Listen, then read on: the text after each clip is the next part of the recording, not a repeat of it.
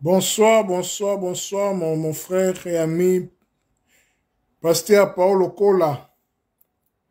Content de te voir, mon frère, mon ami, les porteurs du Christ. Je pense que tu vas bien, ton ministère va aussi bien.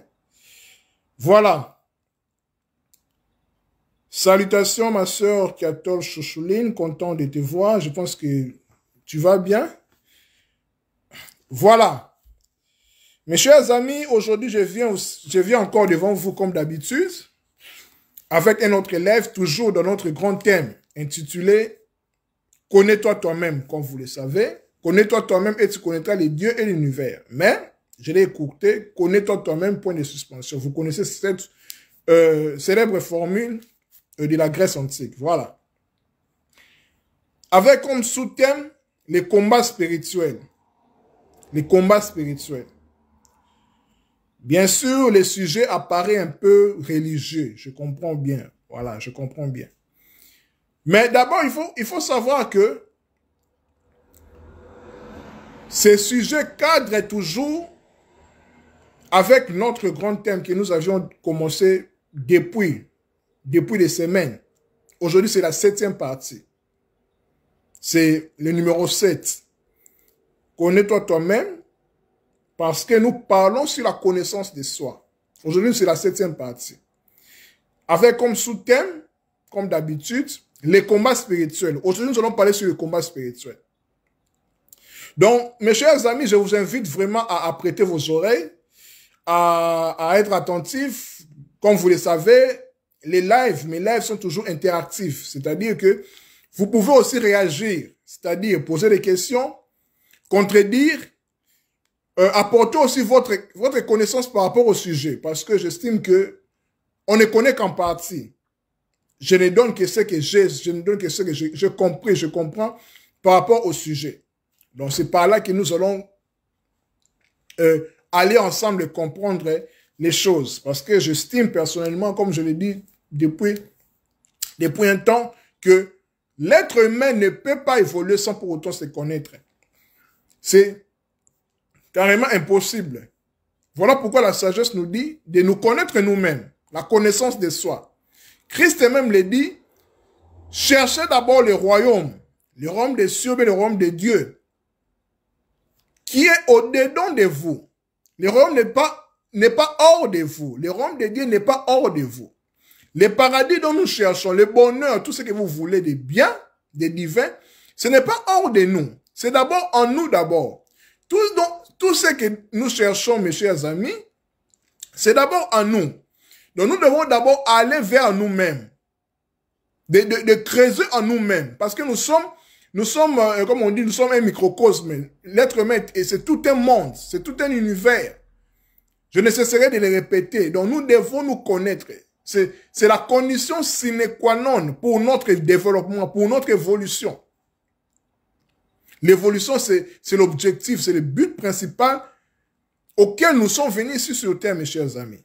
Parce que l'évolution, c'est-à-dire que, comme je l'ai dit, la connaissance de soi, c'est le démarrage. C'est le démarrage, en fait, c'est le nœud gordien, comme on dit, de l'évolution, de l'émancipation de la connaissance. Parce que qui dit connaissance dit évolution. Parce que on ne peut qu'évoluer si on connaît. Voilà pourquoi on dit que celui qui connaît a le pouvoir. Celui qui détient des connaissances, celui qui détient de la matière, a le pouvoir, a la puissance. Vous comprenez? Donc aujourd'hui, mes chers amis, nous allons parler sur le combat spirituel. Posez des questions si vous voulez. Contribuer par vos connaissances aussi. Comme je vous ai dit que je suis là aussi pour apprendre de vous. Ok. Le thème d'aujourd'hui, c'est connais-toi toi-même. Comme vous le savez, le grand thème, c'est la 7e partie aujourd'hui. Je ne sais pas jusqu'à quel numéro je vais m'arrêter, mais je me laisse guider par l'esprit. Parce que l'être humain, on ne peut pas... L'être humain, je dirais, l'être humain est infini. Parce que l'être humain est un univers. Aujourd'hui, nous allons parler sur le combat spirituel. Merci beaucoup pour votre présence.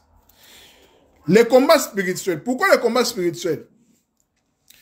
Mes chers amis, comme vous le savez, l'être humain en venant ici sur la terre, bien que la terre n'est pas sa patrie, nous sommes dans le monde, mais nous ne sommes pas de ce monde. Comprenez? Nous venons de quelque part, de Dieu, si vous voulez, ou bien du monde spirituel, de ce qui est invisible. Nous descendons ici sur terre. Nous descendons ici sur terre pour évoluer. Qui dit évolution, dit amour inconditionnel. Qui dit amour inconditionnel, dit la connaissance, dit le bonheur. Donc, c'est notre but principal, c'est le but principal de tout être humain ici sur terre. Mais, en descendant, en venant ici sur la terre, on est confronté à deux réalités.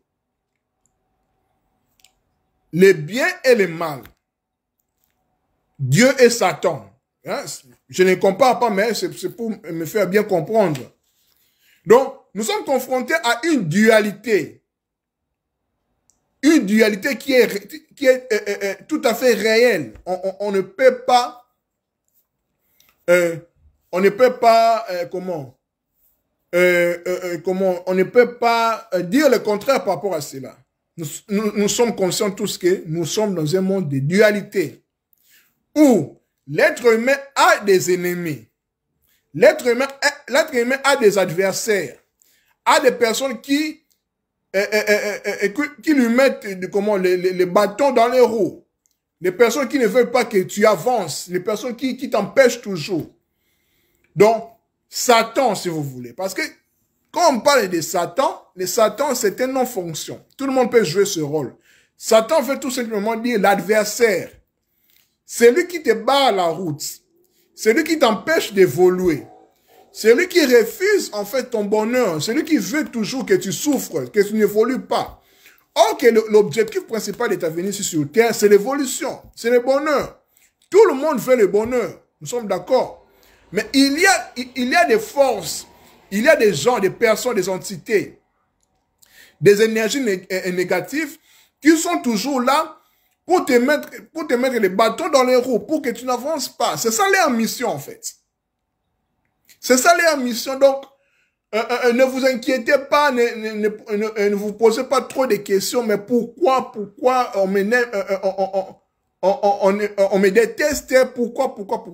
Parce que les rôles de certaines personnes, de certains esprits, leur rôle c'est de vous détruire, de vous empêcher d'évoluer, de vous ensorceler, en fait, leur but, en fait, c'est ça. Selon comme la parole dit, le voleur ne vient que pour dérober, pour égorger, pour tuer, pour diviser. L'accusateur, c'est le calomniateur. L'adversaire, c'est comme ça. Donc, en venant ici sur Terre, nous sommes confrontés à une sorte de dualité qui est réelle, qui est pratique. Nous le vivons chaque jour de nos vies. Voilà pourquoi on parle du combat spirituel. Parce que tout ce que nous voyons visiblement comme ça, physiquement comme ça, ça commence d'abord dans le monde des esprits, dans l'esprit, dans le spirituel. Parce que c'est le spirituel qui commence, qui domine sur le physique, nous sommes d'accord. Aussi parce que, en réalité, selon Job 38, en réalité, en l'homme, c'est l'esprit. Nous sommes des esprits, vous êtes des esprits. En réalité, nous sommes des esprits. Voilà pourquoi nous sommes dans le monde, mais nous ne sommes pas de ce monde. Nous sommes venus pour nous connaître, pour se rappeler de qui nous sommes exactement. Vous comprenez? D'où le combat qui nous est proclamé ou bien qui nous est défié, c'est d'abord un combat spirituel. D'où nous devons avoir des armes. Nous devons nous armer conséquemment. Parce que la personne ou bien les camps qui cherchent à nous combattre ou bien à combattre l'être humain est bien armé. Et est armé jusqu'aux dents. Il ne te fera pas de cadeaux, en fait. Maintenant, c'est à toi de te connaître d'abord et puis de chercher à bien s'armer, à bien te protéger Voilà le but, l'objectif de ces sujets, septième partie de notre sujet, connais-toi toi-même, comme sous-thème, le combat spirituel. Maintenant, entrons dans notre vif du sujet. Qu'est-ce qu'est le combat spirituel? Nous allons définir le concept combat et spirituel. Qu'est-ce qu'un combat? Un combat signifie... Un combat, qu'est-ce qu'un combat? Un combat est une lutte ou un conflit violent. Je répète, un combat est une lutte ou un conflit violent entre deux ou plusieurs personnes ou organisations. L'objectif ou le but de tout combat, je l'ai dit en d'autres termes, l'objectif ou le but d'une lutte ou d'un conflit violent entre deux camps est généralement d'établir une domination sur la partie opposée. Vous comprenez? Donc, le but d'un combat est de vaincre, et de gagner, et de dominer l'autre. Parce que dans un combat, on ne se fait pas de cadeaux. Dans un combat, on ne se fait pas de cadeaux. Donc, le combat est une lutte ou un conflit, si vous voulez, une guerre violente. Vous voyez, la violence, en fait, est permise dans le combat. Parce que le but est que tu gagnes, tu sors vainqueur. Vous comprenez? Vis-à-vis de l'autre camp, de la partie adverse. C'est ça le but du combat. D'établir ou bien d'imposer, d'installer ta domination. C'est ça le but du combat. C'est de cela aussi nous sommes confrontés, nous les êtres humains ici sur Terre. Je vous ai montré que nous sommes confrontés avec des réalités. D'une part, le bien et le mal. La lumière et les ténèbres, si vous voulez. Dieu et Satan. Vous comprenez? Bien. Je vais lire encore un texte. Vous allez me permettre de lire la Bible parce que ici, quand je lis la Bible, ce n'est pas que je suis dans un format chrétien, non. Ici, je suis dans un format universaliste. Parce que je suppose que ce que la Bible dit concerne tout le monde. Nous sommes d'accord. Je vais lire dans 2 Timothée chapitre 2, le verset 5. Je lis pour expliquer mon argumentaire. Un athlète qui participe à une compétition ne peut gagner le prix que s'il lutte selon les règles. Je répète. Un athlète qui participe à une compétition ne peut gagner le prix que s'il lutte selon les règles. Ici, on veut tout simplement nous dire que nous sommes des athlètes. Nous sommes des athlètes parce que, étant venus sur Terre, nous sommes des athlètes. Pourquoi? Parce que tout le monde cherche le bonheur. Tout le monde cherche à gagner sa vie. Mais pour gagner sa vie, il faut lutter. Il faut combattre, en fait. Il faut chercher. Mais en cherchant, en combattant, tu n'es pas seul en fait. Personne ne va te faire de cadeaux. Il faut combattre. L'autre aussi a besoin de combattre, d'avoir aussi le beefsteak ou bien la chose là que tu veux. La personne adverse, d'autres personnes aussi cherchent aussi de l'avoir. Si vous vous retrouvez dans un même milieu, les personnes adverses qui cherchent ce dont tu cherches aussi auront tendance à te combattre, à te faire du mal s'il peut. C'est la course au pouvoir, comme on dit. C'est la course au pouvoir. C'est pour ça qu'on dit que la vie est un combat. Mais c'est d'abord un combat spirituel. Je vous ai dit que pour vaincre dans le monde physique, il faut d'abord vaincre dans le monde spirituel. C'est comme ça, en fait, la loi. C'est comme ça, en fait, les règles. Donc, un athlète qui participe à une compétition, c'est-à-dire que un athlète, autrement dit, un être humain qui participe à une compétition, c'est-à-dire la vie, la compétition de la vie, ne peut gagner le prix que s'il lutte selon les règles. Donc, c'est-à-dire que pour gagner un prix, il faut combattre selon les règles, selon les normes, en fait. Parce que tu t'es engagé dans les règles de la vie, dans la vie, parce que dans la vie, il y a des règles. La vie a ses règles. Donc, pour gagner dans la vie, qui est un combat, il faut lutter. Il faut combattre. selon les règles de la vie, selon les lois de la vie. Donc, il faut connaître ces lois-là. Ces lois-là sont aussi en nous. On va les expliquer. Donc, nous sommes des athlètes participant dans la compétition qui est la vie.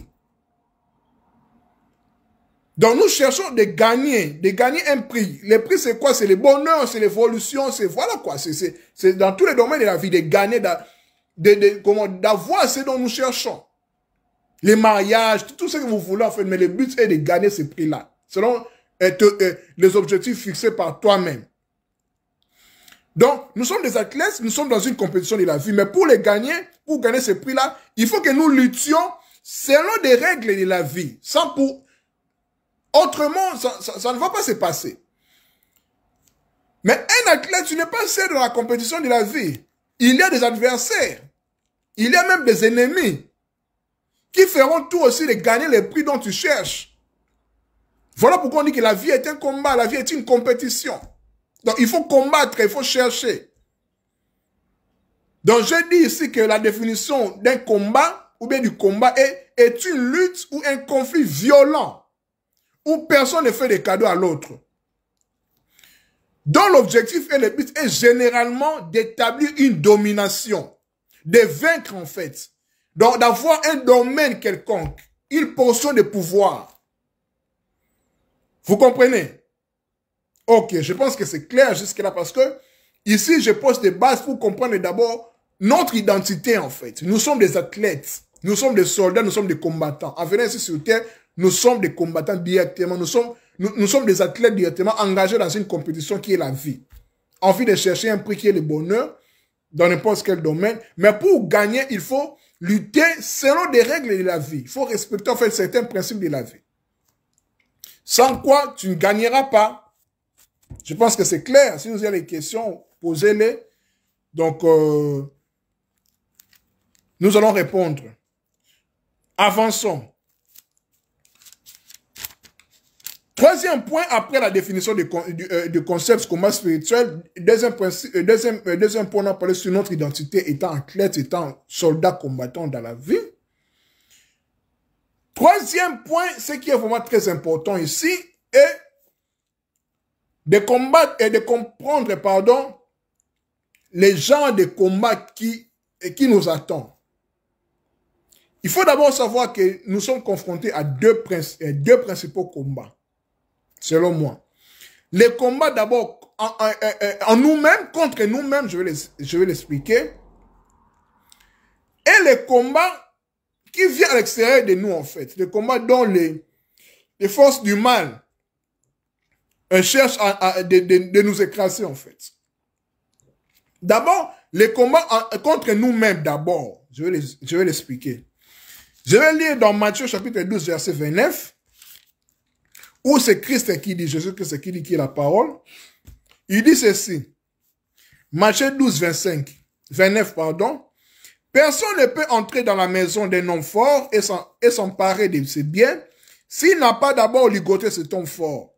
Mais après l'avoir ligoté, il peut s'emparer de tout dans sa maison, homme fort ou bien femme forte. Ici, on nous dit ici que personne ne peut entrer. Personne ne peut entrer dans la maison d'un homme ou d'une femme forte et s'emparer de ses biens s'il n'a pas d'abord ligoté. Donc ici, on parle d'un voleur, d'une personne qui vient vers toi. Parce qu'il ne faut pas oublier que tu es un temple, tu es une maison. Ici, Christ explique les réalités spirituelles par des images physiques. Parce que pour expliquer le monde spirituel, il faut l'expliquer dans... C'est pour cela que Christ est employé des paraboles, parler en parabole. Pourquoi? Parce que ce qui est en haut comme ce qui est en bas, ce qui est en bas comme ce qui est en haut. Le principe de l'analogie, de la correspondance. Donc, pour que le monde extérieur te fasse du mal, il doit d'abord s'accaparer, s'emparer de tout ce qui est en toi. C'est pour cela qu'on nous parle ici du voleur qui vient d'abord pour ligoter. Pour qu'un voleur vienne voler dans ta maison, il doit d'abord te ligoter. Il doit d'abord te faire soumettre, te dépouiller en fait. pour te voler, pour te posséder, pour te dominer, pour prendre ton domaine. C'est la course au pouvoir, en fait, pour te dominer, en fait. Voilà pourquoi on nous parle de possession. Cette personne est possédée, est envoûtée, est ensorcelée, parce que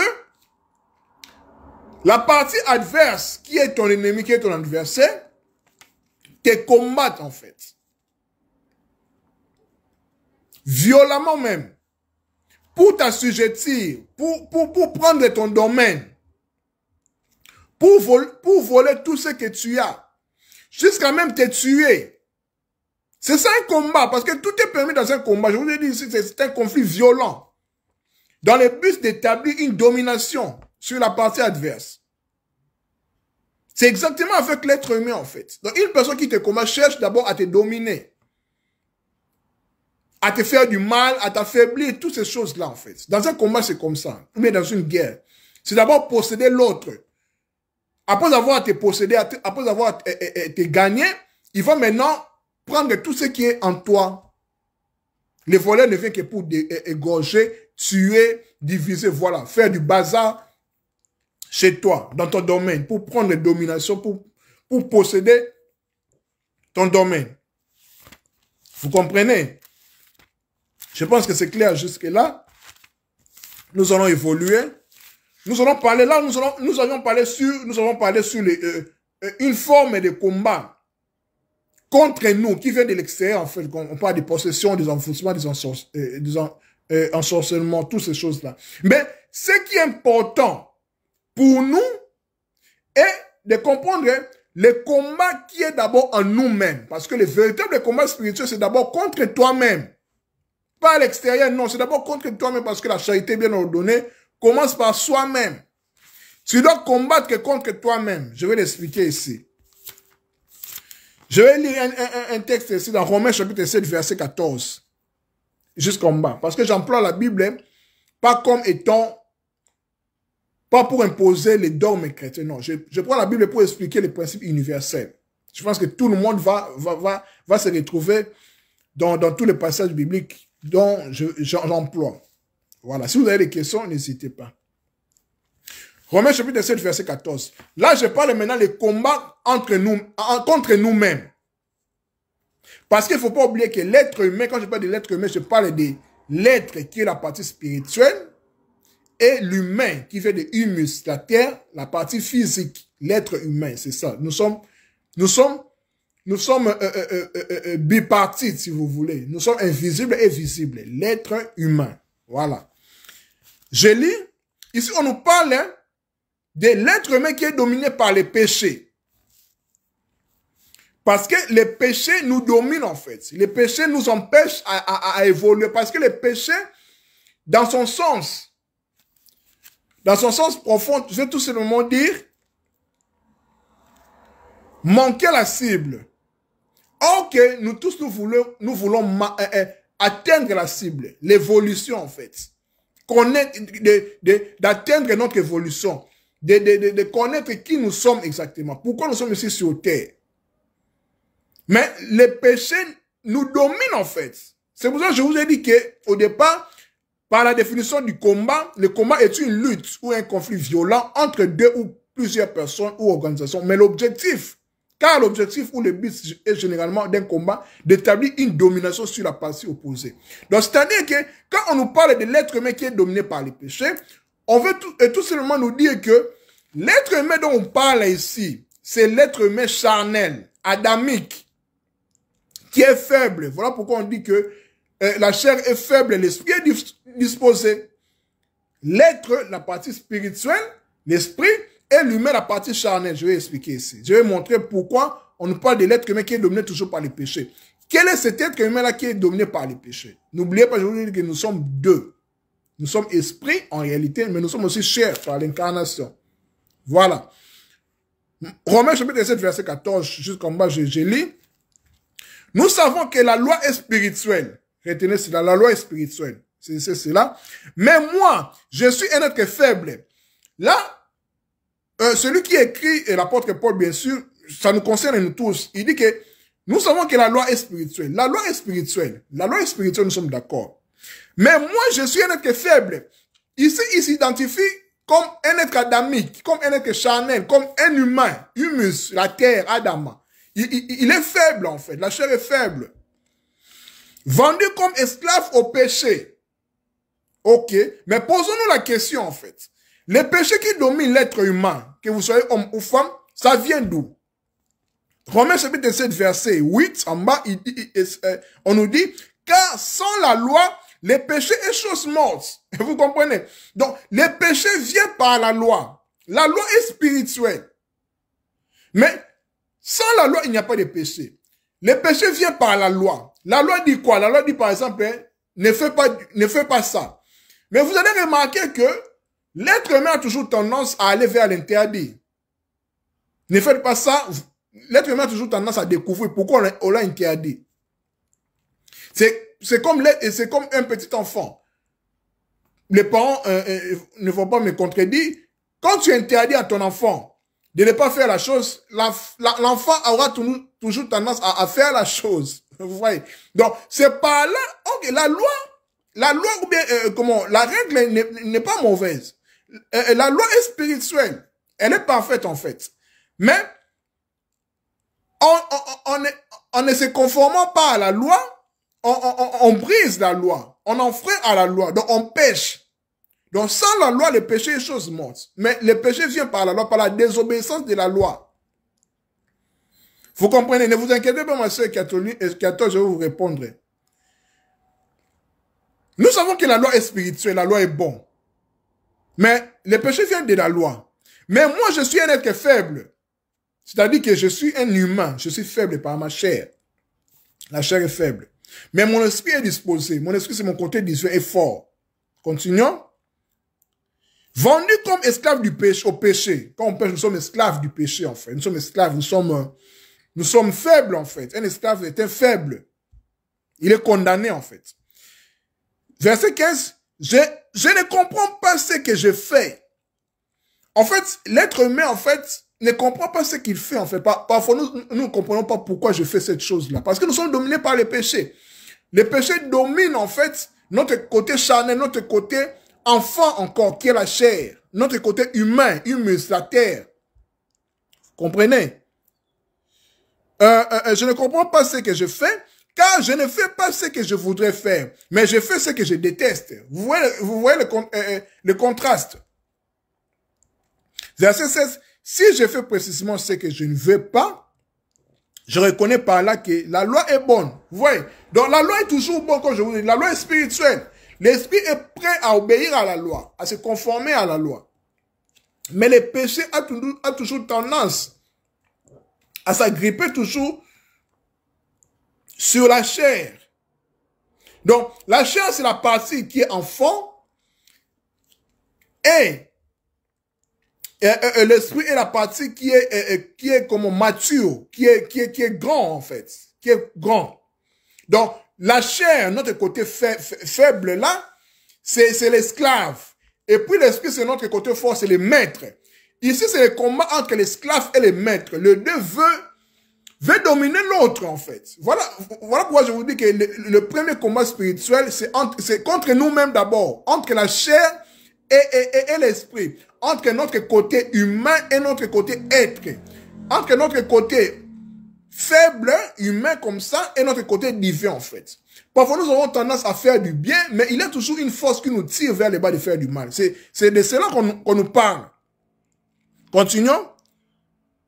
Verset 17. Ce n'est donc pas moi qui agis ainsi, mais c'est le péché qui habite en moi, parce que le péché habite en nous par notre chair. Mais moi, je ne veux pas le faire parce que mon côté spirituel veut obéir à la loi qui est spirituelle, qui lui est apparentée. Vous comprenez? Verset 18, car je sais que le bien n'habite pas en moi. Car je sais que le bien n'habite pas en moi. Là, il se peut dire que le bien n'habite pas en moi. Parce que dans la chair, la chair n'obéit pas. La chair veut toujours aller dans le mal. Voilà pourquoi on parle de l'homme animal. De l'homme animal qui a toujours tendance à se comporter comme un animal. Par l'instinct, il n'est pas doté de l'intelligence, de la raison. Vous comprenez? Le verset 17 nous dit, je suis dans Romains 7, je commence à partir du verset 14, maintenant je suis dans le verset 17. Ce n'est donc pas moi qui agis ainsi, mais c'est le péché qui habite en moi. Verset 18, car je sais que le bien n'habite pas en moi. C'est-à-dire qu'ici, il s'identifie comme, l'être humain s'identifie comme un être charnel qui a l'incapacité, qui est incapable de faire du bien, de se conformer à la loi. Mais malheureusement, en lui, il a une force qui le tire vers le bas, les péchés en fait. Vous comprenez? Continuons. Verset 18, car je sais que le bien n'habite pas en moi, c'est-à-dire en l'être faible que je suis. Vous comprenez quand il dit que salut l'apôtre Israël, Louma, content de te voir, cher maître. Voilà, je disais que, verset 18, je disais que, car je sais que le bien n'habite pas en moi, c'est-à-dire qu'en l'être faible que je suis. Donc quand il dit que le bien n'habite pas en moi, en réalité le bien habite en lui. Mais ici, il s'identifie comme un être charnel. Parce que la chair a toujours tendance à s'agripper, a toujours tendance à collaborer avec les péchés. C'est comme ça en fait, parce que je vous ai dit que la chair, c'est l'enfant. C'est l'enfant, c'est l'esclave.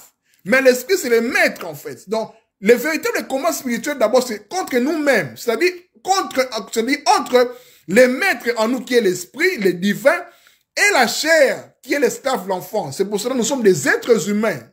Je répète encore, être, que c'est la partie spirituelle, l'être. Voilà pourquoi Dieu dit que ayez à chair et je suis celui qui suis.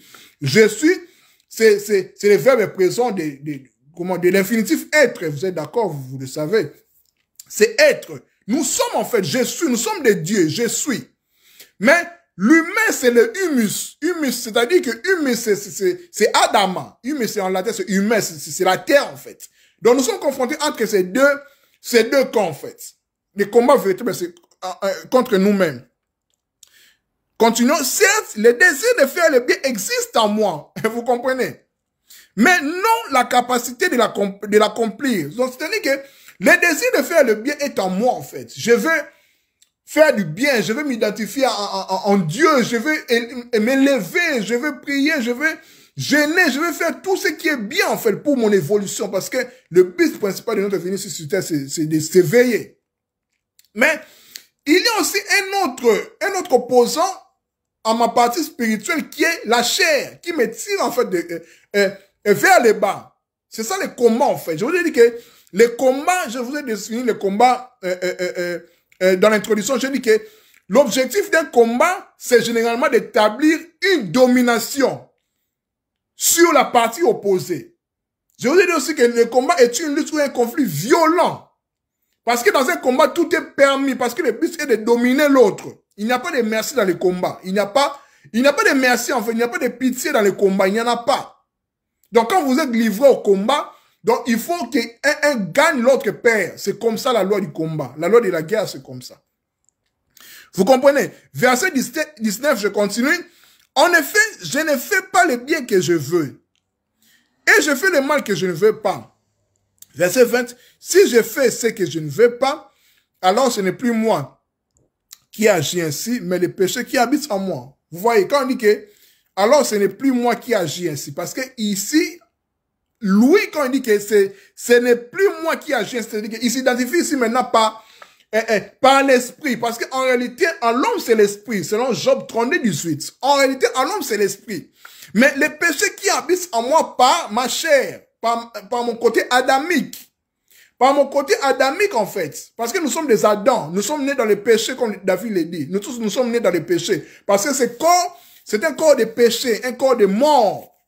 Un corps de mort, en fait. C'est-à-dire que c'est les cercueils, c'est les sarcophages, c'est ce qui est périssable, en fait. Mais à nous, c'est l'esprit. À nous, c'est Dieu. Nous sommes des dieux incarnés. Nous sommes des Christ incarnés. Voilà pourquoi Paul dit, Christ en vous, l'espérance de la gloire. Donc nous tous, nous sommes aspirés à manifester la gloire de Dieu, en fait. Parce que nous sommes des dieux. Nous sommes des dieux incarnés sur la terre. Donc nous sommes des morts, c'est-à-dire que nous sommes des morts, c'est-à-dire que nous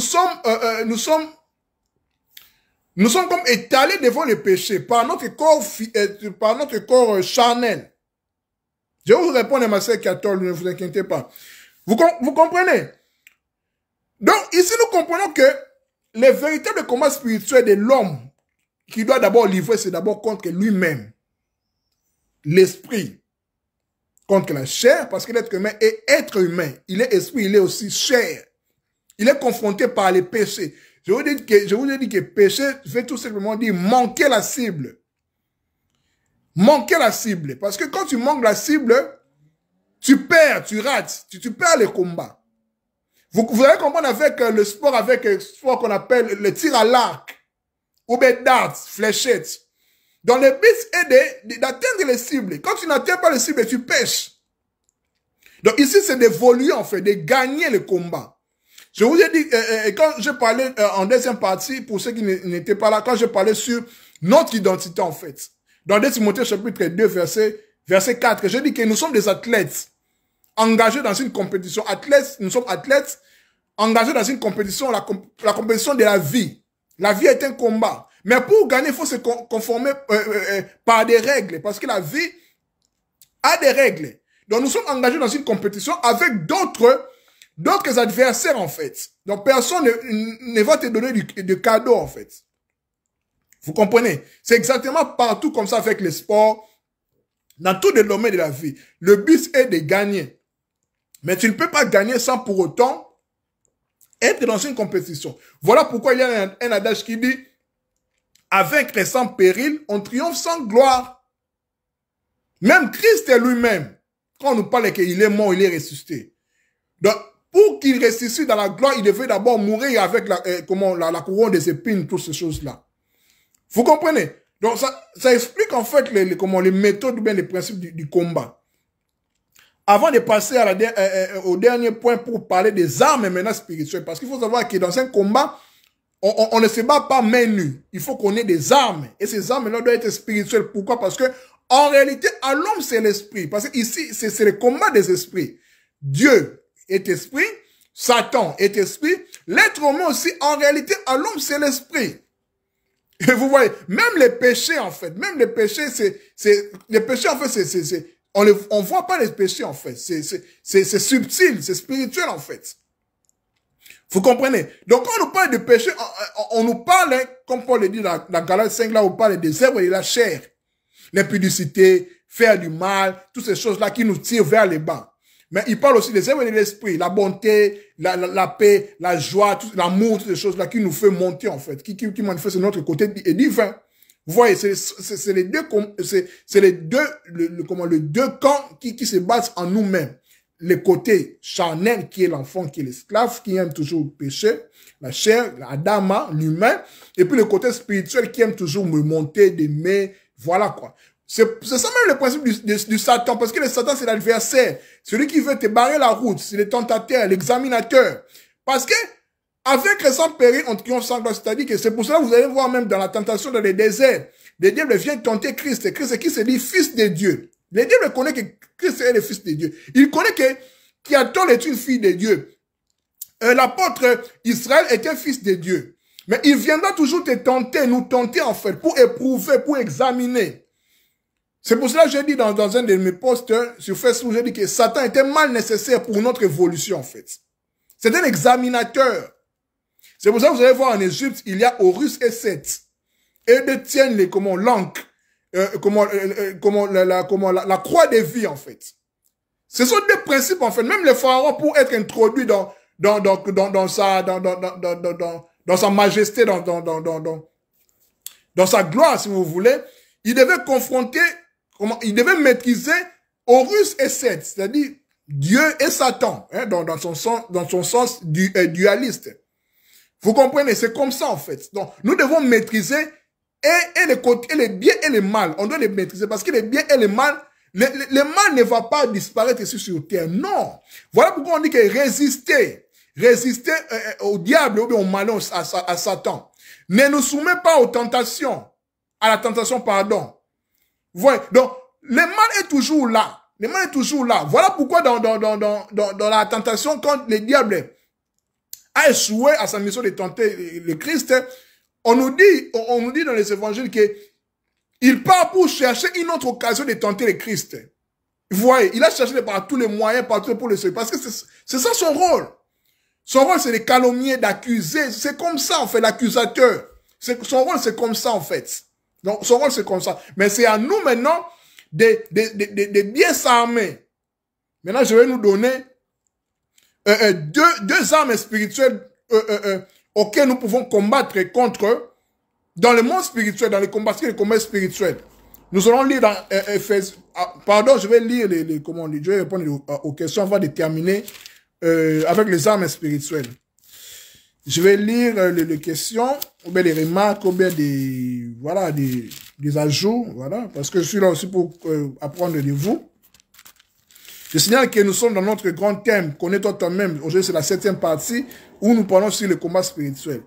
Je vais lire la sœur catholique. Donc, si je comprends bien, en nous, sommes sans cesse attaqués par des forces négatives, externes, internes. Exactement.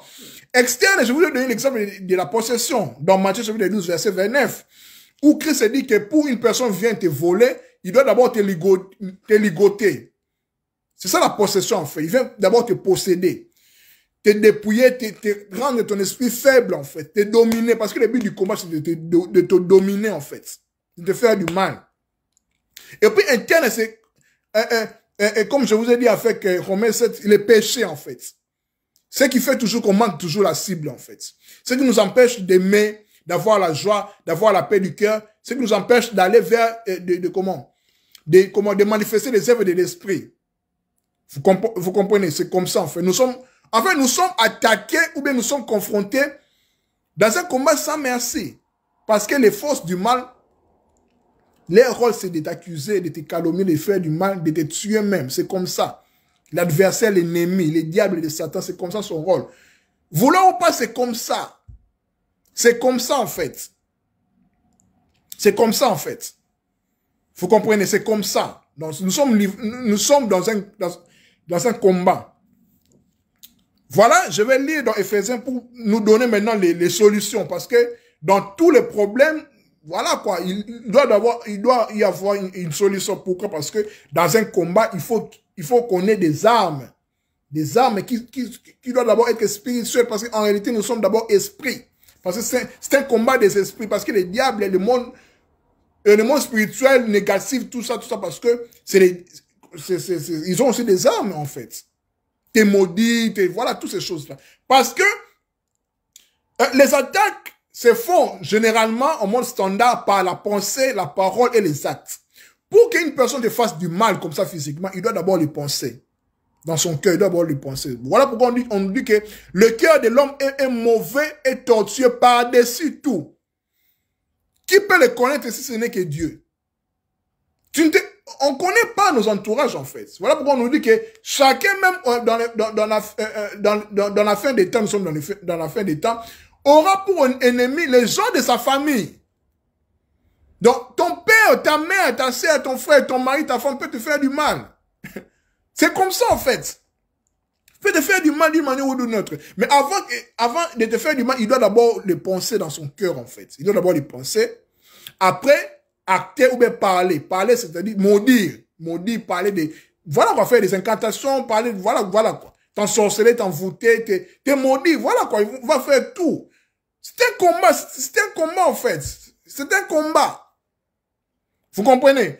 Donc maintenant, je vais donner les armes spirituelles. J'ai retenu ici, il y a plusieurs armes, mais ce qui m'a touché, ce que j'estime que c'est plus pragmatique, plus pratique pour nous les êtres humains, j'ai retenu des armes. C'est-à-dire, il y a la foi et la parole de Dieu. Je vais l'expliquer. On nous dit ici dans Ephésiens chapitre 6, à partir du verset 12, je vais lire. Car nous n'avons pas à lutter, nous n'avons pas à combattre, nous parlons du combat spirituel, contre des êtres humains. Non. On n'est pas là pour combattre contre les êtres humains, non. Mais contre les puissances spirituelles mauvaises du monde, célestes, les autorités, les pouvoirs et les maîtres de ce monde obscur. Je vais lire aussi dans Ephésiens chapitre 2, verset 2. En fait, ici, on nous montre ici, quand on dit les puissances du monde éternel, les puissances spirituelles mauvaises du monde céleste, les autorités, les pouvoirs, Mais on nous parle de qui là? Ephésiens 2, 2, je vais le lire. Voilà. Vous vous conformiez alors à la manière de vivre de ce monde. Vous obéissez au chef de puissance spirituelle de l'espace. Cet esprit qui agit maintenant en ceux qui s'opposent à Dieu. Vous comprenez? Donc c'est ça, les diables, si vous voulez, les satans, enfin les dragons, les serpents anciens. Donc celui qui est le chef de puissance spirituelle de l'espace, parce qu'il y a eu une guerre dans le ciel, comme vous le savez, Michael a chassé les dragons, les serpents anciens, il est descendu partout sur la terre, comme on dit, malheur à la terre, car les diables est descendu avec une grande colère. Il y a de ces esprits qui sont dans le monde, dans l'espace, dans le monde, dans l'espace, dans l'atmosphère, d'autres sont dans les eaux, d'autres sont sur la terre et puis ainsi de suite. Malheur à la terre. Quand nous sommes livrés dans un combat violent, vous comprenez? Donc nous n'avons pas à lutter contre les êtres humains, mais contre les puissances spirituelles mauvaises du monde céleste, les autorités, les pouvoirs et les maîtres de ce monde obscur. Parce que tout combat que nous voyons ici physiquement, je vous ai dit que ça commence d'abord dans le monde spirituel. Parce que tout est d'abord esprit. Donc pour vaincre le physique, il faut d'abord vaincre le spirituel. Pour vaincre les jours, il faut vaincre d'abord la nuit. Parce que la nuit vient avant les jours. Avant les jours, vous comprenez? Il y a eu un soir et un jour. Voilà. Verset 13, c'est pourquoi saisissez maintenant toutes les armes de Dieu, ou bien les armes spirituelles. Ainsi, quand viendra les jours mauvais, les jours du combat, en fait, les jours où l'adversaire viendra pour vous dominer, parce que c'est ça le but du combat, pour vous dominer, pour vous assujettir, pour vous faire du mal. Ainsi, quand viendra les jours mauvais, vous pourrez résister à l'adversaire. Vous comprenez? Et après avoir combattu jusqu'à la fin, vous tiendrez encore fermement votre position. Votre position des vainqueurs, parce que nous sommes des vainqueurs en fait. Nous sommes même plus que vainqueurs. C'est notre identité. Nous sommes là pour gagner. Vous comprenez? Donc je vais répondre à ta question encore, ma sœur Kato, ne t'inquiète pas. Vous comprenez? Donc, le verset 14 nous dit maintenant, ce qui est important et écoutez bien, tenez-vous donc prêts. Vous comprenez? Parce que quand on nous dit que tenez-vous donc prêts, donc soyons prêts parce que le combat a déjà commencé. Le combat a toujours commencé depuis. Dès que nous sommes ici, dès notre venue ici sur terre, dès notre naissance, voilà pourquoi même Christ, quand il est né, Hérode, roi, il a appris que le Christ est né le roi des Juifs est né. Il a cherché à le faire tuer. Voilà en fait. Quand il a vu l'étoile, parce que le monde spirituel, le monde des ténèbres, si vous voulez, nous connaît parfois plus que nous. Ils savent que, Kiatol a une étoile, l'apôtre Israël a une étoile. Donc, ils vont te combattre, en fait, pour ne pas que tu accomplisses ta destinée, en fait, ta mission. Parce que nous sommes des étoiles. Nous sommes des fils de Dieu. Nous sommes des Mashiach, des Christ. Nous sommes des étoiles, en fait. Nous sommes des lumières du monde. Ce que c'est même de dire, vous êtes la lumière du monde. Or que la lumière a pour adversaire ou bien ennemi les ténèbres. Mais ce qui est intéressant, ce qui est magnifique pour nous, la lumière gagne toujours par rapport aux ténèbres. Devant la lumière, les ténèbres se dissipent en fait. Vous comprenez? Donc, la lumière gagne toujours. Vous comprenez? Maintenant, parlons maintenant de ces deux armes spirituelles qui sont puissantes pour nous, dont j'estime être capitales. Vous pouvez le lire même chez vous, Ephésiens chapitre 6, à partir du verset 12, tout, vous allez comprendre, hein, des armes spirituelles. Donc, verset 14, c'est « Tenez-vous donc prêts, parce que la guerre a commencé. » Donc, il faut avoir des armes pour combattre. On ne peut pas aller dans un combat main vide, parce que nous serons tués. Mais ici, les armes sont spirituelles. Le combat est d'abord spirituel. Tout combat qu'on gagne, c'est d'abord spirituel. Le combat est d'abord spirituel. Même le combat dont nous voyons ici dans le monde, tout ça, les États-Unis gagnent, tout ça. C'est d'abord spirituel. Il faut d'abord gagner le combat dans le monde spirituel. Parce que quand je vous ai dit que le but du combat, ou bien son objectif est généralement d'établir une domination sur l'autre partie. Voilà pourquoi vous allez comprendre que les pays qui sont dominés, ils sont occupés en fait. On les occupe en fait. On les occupe en fait. Parce que c'est ça la loi de la guerre. C'est ça la loi du combat. Qui est une lutte ou un conflit violent entre deux personnes. Parce que dans un combat, il n'y a pas de pardon. Il n'y a pas de pardon en fait. Voilà pourquoi on nous dit dans Ephésiens chapitre 12, chapitre 6, verset 14, tenez-vous donc prêts. Parce que le combat est d'abord spirituel. Nous devons avoir des armes spirituelles. Parce que ici, c'est le combat des esprits. Je vous ai dit ici que Satan est un esprit, est une entité invisible qu'on ne voit pas. Nous aussi, nous sommes esprits. Parce qu'en réalité, à l'homme, c'est l'esprit. Je le répète encore. Job 32, 8. En réalité, à l'homme, c'est l'esprit. Nous sommes d'abord esprits. Voilà pourquoi les diables, les ennemis, les forces du mal, nous veulent toujours nous faire du mal, nous posséder, nous ensorceler, mettre leur domination en nous. J'ai parlé du péché ici, le combat, les premiers combats que nous devons combattre contre nous-mêmes en fait. Salut mon frère Bidjouan de Jésus, content de le voir mon frère. Donc, le premier combat c'est d'abord contre les péchés. C'est-à-dire que si on ne parvient même pas à vaincre, je dirais pas comment, je ne néglige pas les péchés parce que les péchés c'est vraiment la première chose dont nous devons vaincre avant de combattre contre les autorités, les puissances, en fait. Vous comprenez? Parce que si tu ne vaincres pas, si tu ne gagnes pas des choses petites, en fait, par rapport aux péchés, tout cela, ça sera impossible de vaincre contre les principautés, contre les puissants de ce monde obscur. Comme on a lu ici dans Ephésiens chapitre 6, verset 12. Et puis nous avons dit ici que les chefs, selon Ephésiens 2, c'est les diables en fait, les chefs des puissances spirituelles. Comme je vous ai dit que quand il y a eu combat dans les ciels, les dragons ont été chassés. Parce que les dragons, vous le savez, si vous lisez dans Apocalypse 12, on nous parle de la femme et du dragon. Les dragons, les serpents anciens, les satans, les diables voulaient tuer en fait l'enfant dont la femme portait. Ça s'est matérialisé avec Marie et Jésus. Donc parce que les diables, les dragons voulaient tuer l'enfant là. Donc Jean a vu les choses en fait qui étaient déjà en fait. Donc Apocalypse, bien que c'est le dernier livre de la Bible, mais ça ne parle pas des choses qui vont venir après. Bien sûr, il y a de ces versets qui parlent des choses qui vont venir, mais il y a de ces choses où Jean a vu ça, ça existait déjà depuis l'éternité. Ça s'est manifesté maintenant à Christ. C'est pour ça que je vous ai dit que dans Apocalypse 12, de la même façon dont les diables, les dragons voulaient tuer la femme qui avait l'enfant, la femme s'était enfouie. C'est de la même façon aussi, Hérode voulait tuer l'enfant Jésus. Vous comprenez? C'est la même façon en fait. Parce que l'Hérode incarnait les dragons, les mâles, les diables en fait, pour tuer Jésus, l'enfant Jésus qui était né. Voilà. Maintenant, parlons, pour terminer là, parlons sur les armes spirituelles. J'ai retenu sur deux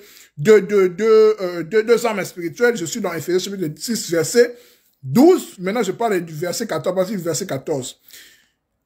Tenez-vous donc prêts. Ici, on nous parle de la guerre. La guerre a déjà commencé depuis. Dès que tu es né ici sur la terre, mon frère Bidjouan, mon frère apôtre Israël, ma sœur Kiatol, dès que nous sommes nés ici sur terre, la guerre a déjà commencé déjà. Je vous ai donné l'exemple avec Jésus. Par son étoile seulement, Hérode voulait le faire du mal. Parce que nous sommes des étoiles. Nous sommes des lumières du monde. Et puis le monde des ténèbres ne va pas vouloir que nous accomplissons nos destinées, notre destinée. Non. C'est une guerre en fait. Nous sommes dans une guerre sans merci. Donc, c'est le bien et le mal. Voilà pourquoi. Donc, aussi longtemps que nous sommes ici sur terre, le mal ne va pas disparaître. C'est impossible. Voilà pourquoi on nous dit que de résister au diable, de chasser les diables. Dans la prière de notre Père, on nous dit, Jésus nous dit, ne nous soumets pas à la tentation. La tentation, c'est le diable en fait. Il vient pour te tenter, pour t'essayer, si je peux le dire ainsi, d'une façon terre à terre, t'essayer en fait, pour te prendre en fait. C'est ce qu'il a fait avec Christ dans le désert. Il a proposé les royaumes de ce monde, tout cela tenté en fait. Parce qu'il connaît notre identité, nous sommes des fils de Dieu. Tu es un fils de Dieu, tu es une fille de Dieu en fait. Il faut connaître ton identité. Donc dès que nous sommes venus ici, nous sommes engagés dans un combat, dans une compétition. Je vais vous donner l'exemple de 2 Timothée 2, 4. Un athlète est engagé dans une compétition. La vie est un combat, la vie est une compétition. Ce que tu cherches, l'autre aussi cherche. C'est pour cela qu'on parle de course au pouvoir. Vous comprenez? Dans les entreprises, on s'empoisonne, on fait du mal, on passe les féticheurs pour dominer, pour donner. C'est comme ça. C'est la guerre, en fait. Nous sommes dans un monde de guerre. Vous comprenez? C'est pour cela, chez nous, en lingala, on dit « Mukile baby ». Donc, le monde est devenu vraiment très pollué, en fait. Donc, le cœur de l'homme est mauvais. Par-dessus tout ça, Dieu le connaît, en fait. Voilà. Terminons avec les armes spirituelles. Vous pouvez les lire dans votre maison. Je suis dans Ephésiens chapitre 2 à partir du verset 10 jusqu'en bas. Mais je vais retenir ici les deux armes que j'estime être plus capitales. Tenez-vous donc prêts. Parce que nous sommes en guerre, comme je vous ai dit. On nous parle de vérité comme ceinture autour de la taille. Portez la droiture comme cuirasse. Mettez comme chaussures les ailes à annoncer la bonne nouvelle de la paix. Prenez toujours la foi comme bouclier. Il vous permettra d'éteindre toutes les flèches enflammées du mauvais. Acceptez le salut comme casque et la parole de Dieu comme épée donnée par l'Esprit Saint. Tout cela demandez-le dans la prière. C'est-à-dire ici que, ici, quand l'apôtre Paul parle des armes spirituelles, comme je vous ai dit que pour expliquer les choses spirituelles, il faut prendre les exemples terrestres. C'est pour ça que Christ a employé des paraboles. Parce que ce qui est en haut comme ce qui est en bas.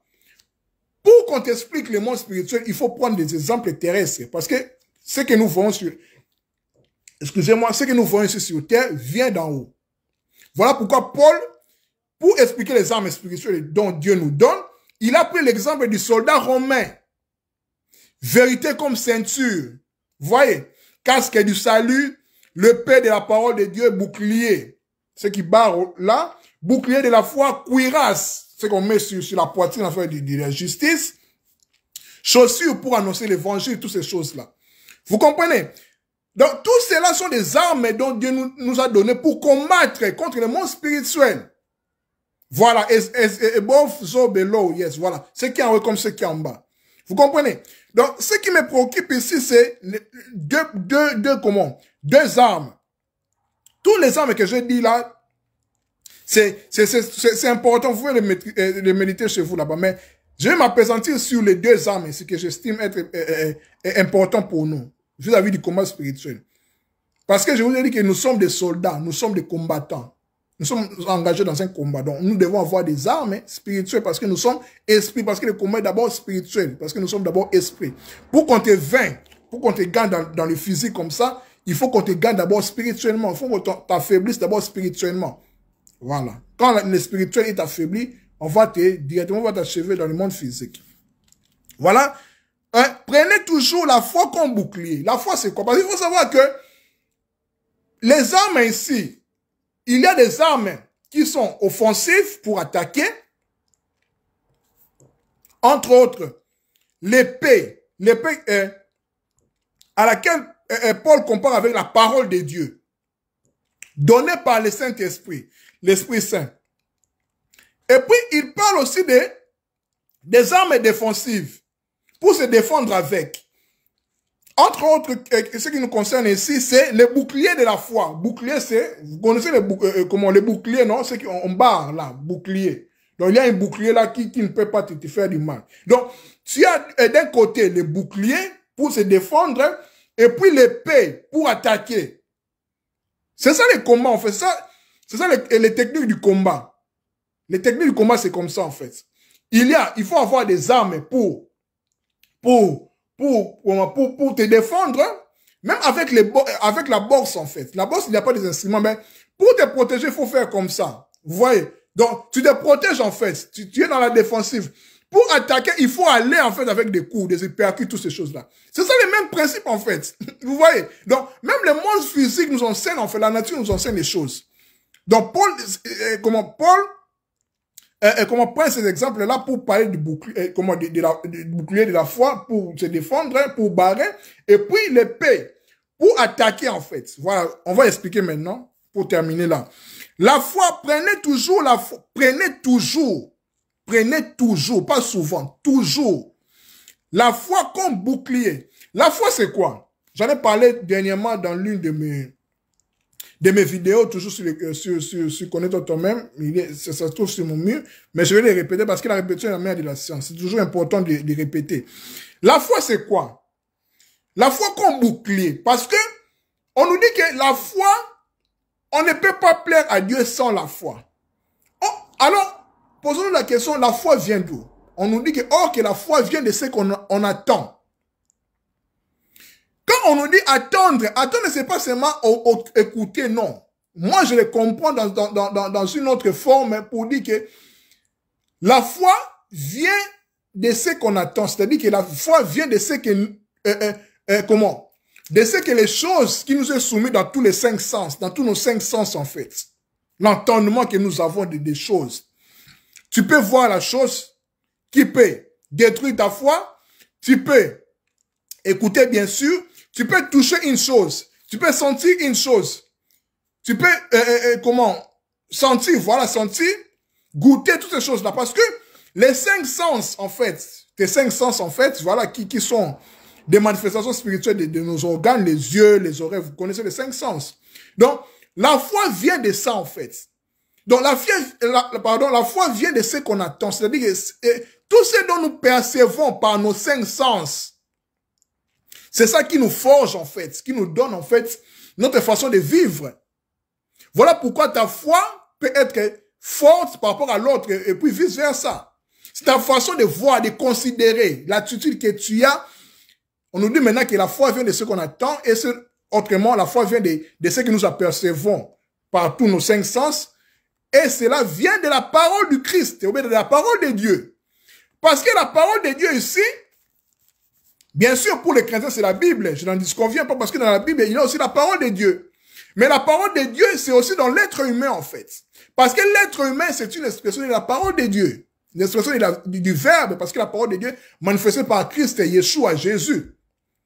Pour le salut de l'humanité, pour le salut des hommes, parce que le salut, c'est la réalisation de soi, toutes ces choses-là. C'est pas le sujet. Vous comprenez? Donc, la foi, c'est de se conformer par rapport à la parole de Dieu. Ta façon de voir la parole de Dieu. Ta façon de considérer la parole de Dieu. C'est par là que ta foi, c'est par là, ta façon maintenant d'être, en fait. D'être par rapport maintenant aux combats qui vont par rapport aux combats que tu as engagés, parce que nous sommes dans les combats, à tout instant, chaque instant. C'est pour cela qu'on nous dit que prenez toujours la foi comme bouclier. Bouclier, c'est pour se défendre, en fait. Et puis, continue. Et le bouclier qui est la foi, il vous permettra d'éteindre, c'est-à-dire que de les supprimer, toutes les flèches enflammées du mauvais. Les flèches enflammées du mauvais. Et puis les flèches est empêchées par un bouclier. Bouclier en fait. Est empêché par un bouclier. Le bouclier est là pour empêcher les flèches en fait. Parce que l'ennemi est là pour te faire du mal. Parce que nous sommes dans un combat. Et je vous ai dit, nous sommes dans un combat qui est violent. Un conflit violent entre deux personnes. Dans le but de dominer l'autre camp. De posséder l'autre camp. Il n'y a pas de merci ici. Comme on dit en Lingala, Mawezat. Il n'y a pas de pitié ici. Donc le but est de gagner, de vaincre en fait. C'est comme ça. Donc la foi est une arme vraiment très capitale pour nous. C'est pour ça qu'on nous dit, prenez toujours la foi comme bouclier. La foi vient de ce qu'on attend, c'est-à-dire ce qui vient dans tout notre être, dans tous nos 5 sens. Et ça vient de la parole de Dieu.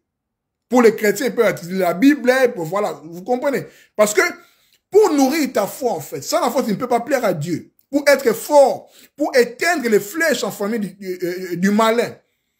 Parce que si le bouclier, si tu n'as pas le bouclier, tu es à nu en fait. On va te vaincre, les flèches vont t'éteindre pour éteindre ta foi, pour éteindre ta foi. Et tu seras peut-être mort.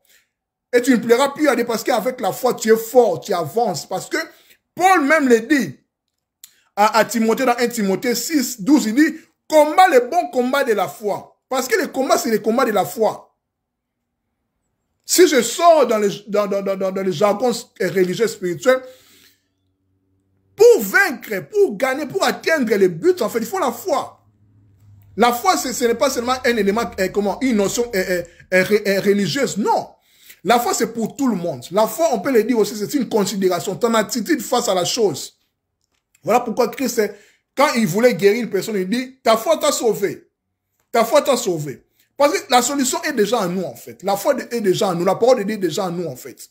C'est maintenant à nous de les manifester toujours parce que nous sommes toujours dans les combats. Donc Dieu nous a déjà tout donné comme des armes spirituelles. Je pense que c'est clair jusque-là. Si vous avez des questions, n'hésitez pas à bien des ajouts. Là, c'était l'arme spirituelle qui est, comment? Qui est défensif, les boucliers. On barre, en fait, on se défend. Maintenant, l'arme aussi importante, c'est l'épée. Dans ce contexte, Paul parle du soldat romain. Mais maintenant, il n'y a pas d'épée. On ne combat pas avec les épées. Avec l'épée. Maintenant, on combat avec les armes. Les mitraillettes, les armes lourdes, les obus, toutes ces choses-là. Donc, on peut se permettre de contextualiser si Paul parlait en ces temps-ci, il aurait dû employer l'image du soldat actuel, du soldat américain. Vous êtes d'accord avec moi? L'arme, en fait, à la place de l'épée, il va prendre l'arme. L'arme, c'est pour attaquer. C'est pour, voilà, tuer, attaquer, gorger, tuer, voilà. Parce que c'est un combat. Parce que le camp adverse aussi veut te tuer, veut te faire du mal. Il t'envoie des flèches. Vous êtes d'accord? Il t'attaque, en fait. Vous comprenez? Maintenant, l'arme offensive qui attaque, c'est accepter, verset 17, accepter les saluts comme casque, voilà. Et la parole de Dieu comme épée donnée par l'Esprit Saint. Vous comprenez? Parce que la parole de Dieu, c'est quoi? La parole de Dieu, bien sûr, on peut dire la Bible, nous sommes d'accord. Je ne suis pas pour polémiquer. La parole de Dieu aussi, c'est Dieu lui-même, c'est manifesté par Christ. La parole de Dieu aussi, c'est nous, parce que nous sommes un fruit de la parole de Dieu. Mon frère Bidjouan, tu es la parole de Dieu. Mon frère apôtre Israël, ma soeur Katon et tous les autres, nous sommes des fruits de la parole de Dieu. Nous sommes des verbes, en fait. Parce que dans Jean 1, on nous dit que tout ce qui a été créé, rien n'a été créé hors du verbe, hors de la parole de Dieu. Nous sommes des fruits de la parole de Dieu, en fait. Donc, nous sommes la parole de Dieu. Voilà pourquoi Paul dit que Christ en vous, Christ qui est la parole, Christ en vous, l'esprit de la gloire. Le Machia est en nous, Christ est en nous. Voilà pourquoi aussi Christ dit que vous êtes la lumière du monde. Nous sommes la lumière du monde. Nous sommes là pour manifester Christ, en fait. Nous sommes là pour, salut mon frère Godet Lambert Moulamba, nous sommes là pour manifester Christ. Vous comprenez? Christ a même dit que vous allez faire plus que moi. C'est ça même, comment le but principal de sa venue ici sur terre. Pour nous rappeler que nous sommes enfants de Dieu. Lui, il est juste, comment on dit, les pionniers. Il est le grand frère, si je peux le dire ainsi. Il est le premier fils, en fait. Par sa mort et sa résurrection, il a donné naissance à Dieu pour beaucoup de fils, en fait. Peut-être je vais choquer beaucoup d'autres personnes, mais j'ose quand même. Jésus-Christ n'est plus le fils unique de Dieu. Ça va choquer, mais j'explique. Quand on parle de fils unique, en fait, quand vous lisez bien dans Jean 1, je vais revenir avec moi, là c'est une parenthèse. Quand on parle du fils unique de Dieu, on parle tout simplement de la parole. Dans Jean 1, au commencement était la parole, et la parole était avec Dieu, et la parole était Dieu. La parole là, c'est le fils. Le verbe qui est sorti de la bouche de Dieu. Que la lumière soit, la lumière là, c'est Christ, la lumière, c'est le fils, c'est la parole. C'est le verbe, en fait. Donc, le principe de la création, d'où tout a été créé. C'est pour ça que je nous dis que nous sommes la parole de Dieu. Ma sœur Kiatol, tu es la parole de Dieu. Mon frère apôtre, mon frère Godet, mon frère apôtre Israël, mon frère Bijouane, tout le monde qui me suit, nous sommes la parole de Dieu, en fait. Nous sommes des Christ, nous sommes des Jésus-Christ. C'est pour cela que Christ est venu pour nous témoigner, pour nous montrer, en fait. Perpétué par les apôtres. Paul le dit, Christ en vous, l'espérance de la gloire. Pourquoi? Parce que nous espérons la gloire du Christ en fait, mais nous l'avons encore dans l'espérance. Nous sommes sauvés par l'espérance d'abord. Parce que le salut viendra totalement quand on va persévérer jusqu'à la fin. La foi, parce que l'espérance, c'est le début, et puis jusqu'à la foi. La foi, c'est la connaissance, c'est la perfection en fait. C'est tout un parcours. On doit tenir ferme, en fait. Vous comprenez? C'est ça, en fait, le processus qu'on doit comprendre. Maintenant, je ferme la parenthèse, je pense que c'est clair. Je reviens pour terminer sur l'arme offensive qui est l'épée ou bien l'arme. On s'est compris, parce que si Paul était en ce moment-ci, il aurait dû parler, pas de l'épée, mais de l'arme, parce que c'est les combats. Aujourd'hui, le combat ne se fait plus comme voilà, les armes, comment les épées, non, mais avec des armes, voilà, technologie, vous comprenez. Donc, accepter le salut comme casque, oui, et la parole de Dieu comme épée donnée par l'Esprit Saint. La parole de Dieu, c'est l'Esprit Saint. Pourquoi? Parce que on ne comprend la parole de Dieu que par le Saint-Esprit. Or que le Saint-Esprit est en nous. Voilà, la foi, c'est la perfection. Mais la connaissance. L'Esprit Saint, c'est quoi? Dans nos églises, on chante toujours que l'Esprit Saint descend, descend, descend. Oui, je comprends. Mais en disant cela, on se dit comme si que le Saint-Esprit est hors de nous. Non, le Saint-Esprit n'est pas hors de nous. Le Saint-Esprit est dans chaque personne, dans toute personne, le Saint-Esprit est là. Mais sa manifestation se fait par rapport à comment il agit en fait. Comment tu agis par rapport à cela. Parce qu'au départ, on doit d'abord avoir la conscience que le Saint-Esprit est cet esprit-là qui témoigne à notre esprit que nous sommes enfants de Dieu, que nous sommes des fils de Dieu, que nous appartenons à Dieu. J'appartiens à Dieu. Je suis une créature de Dieu. Je suis une lumière de Dieu. Je suis une portion. Je suis un fragment de Dieu. Un fils de Dieu est un Dieu. Voilà pourquoi on dit que Jésus-Christ est Dieu en fait. Un fils de Dieu est un Dieu. Donc, tu appartiens à Dieu en fait. Un fils de Dieu, c'est celui qui appartient à Dieu. Christ le dit même, ne savez-vous pas que vous êtes des fils de Dieu, vous êtes des dieux en fait. Nous sommes des dieux.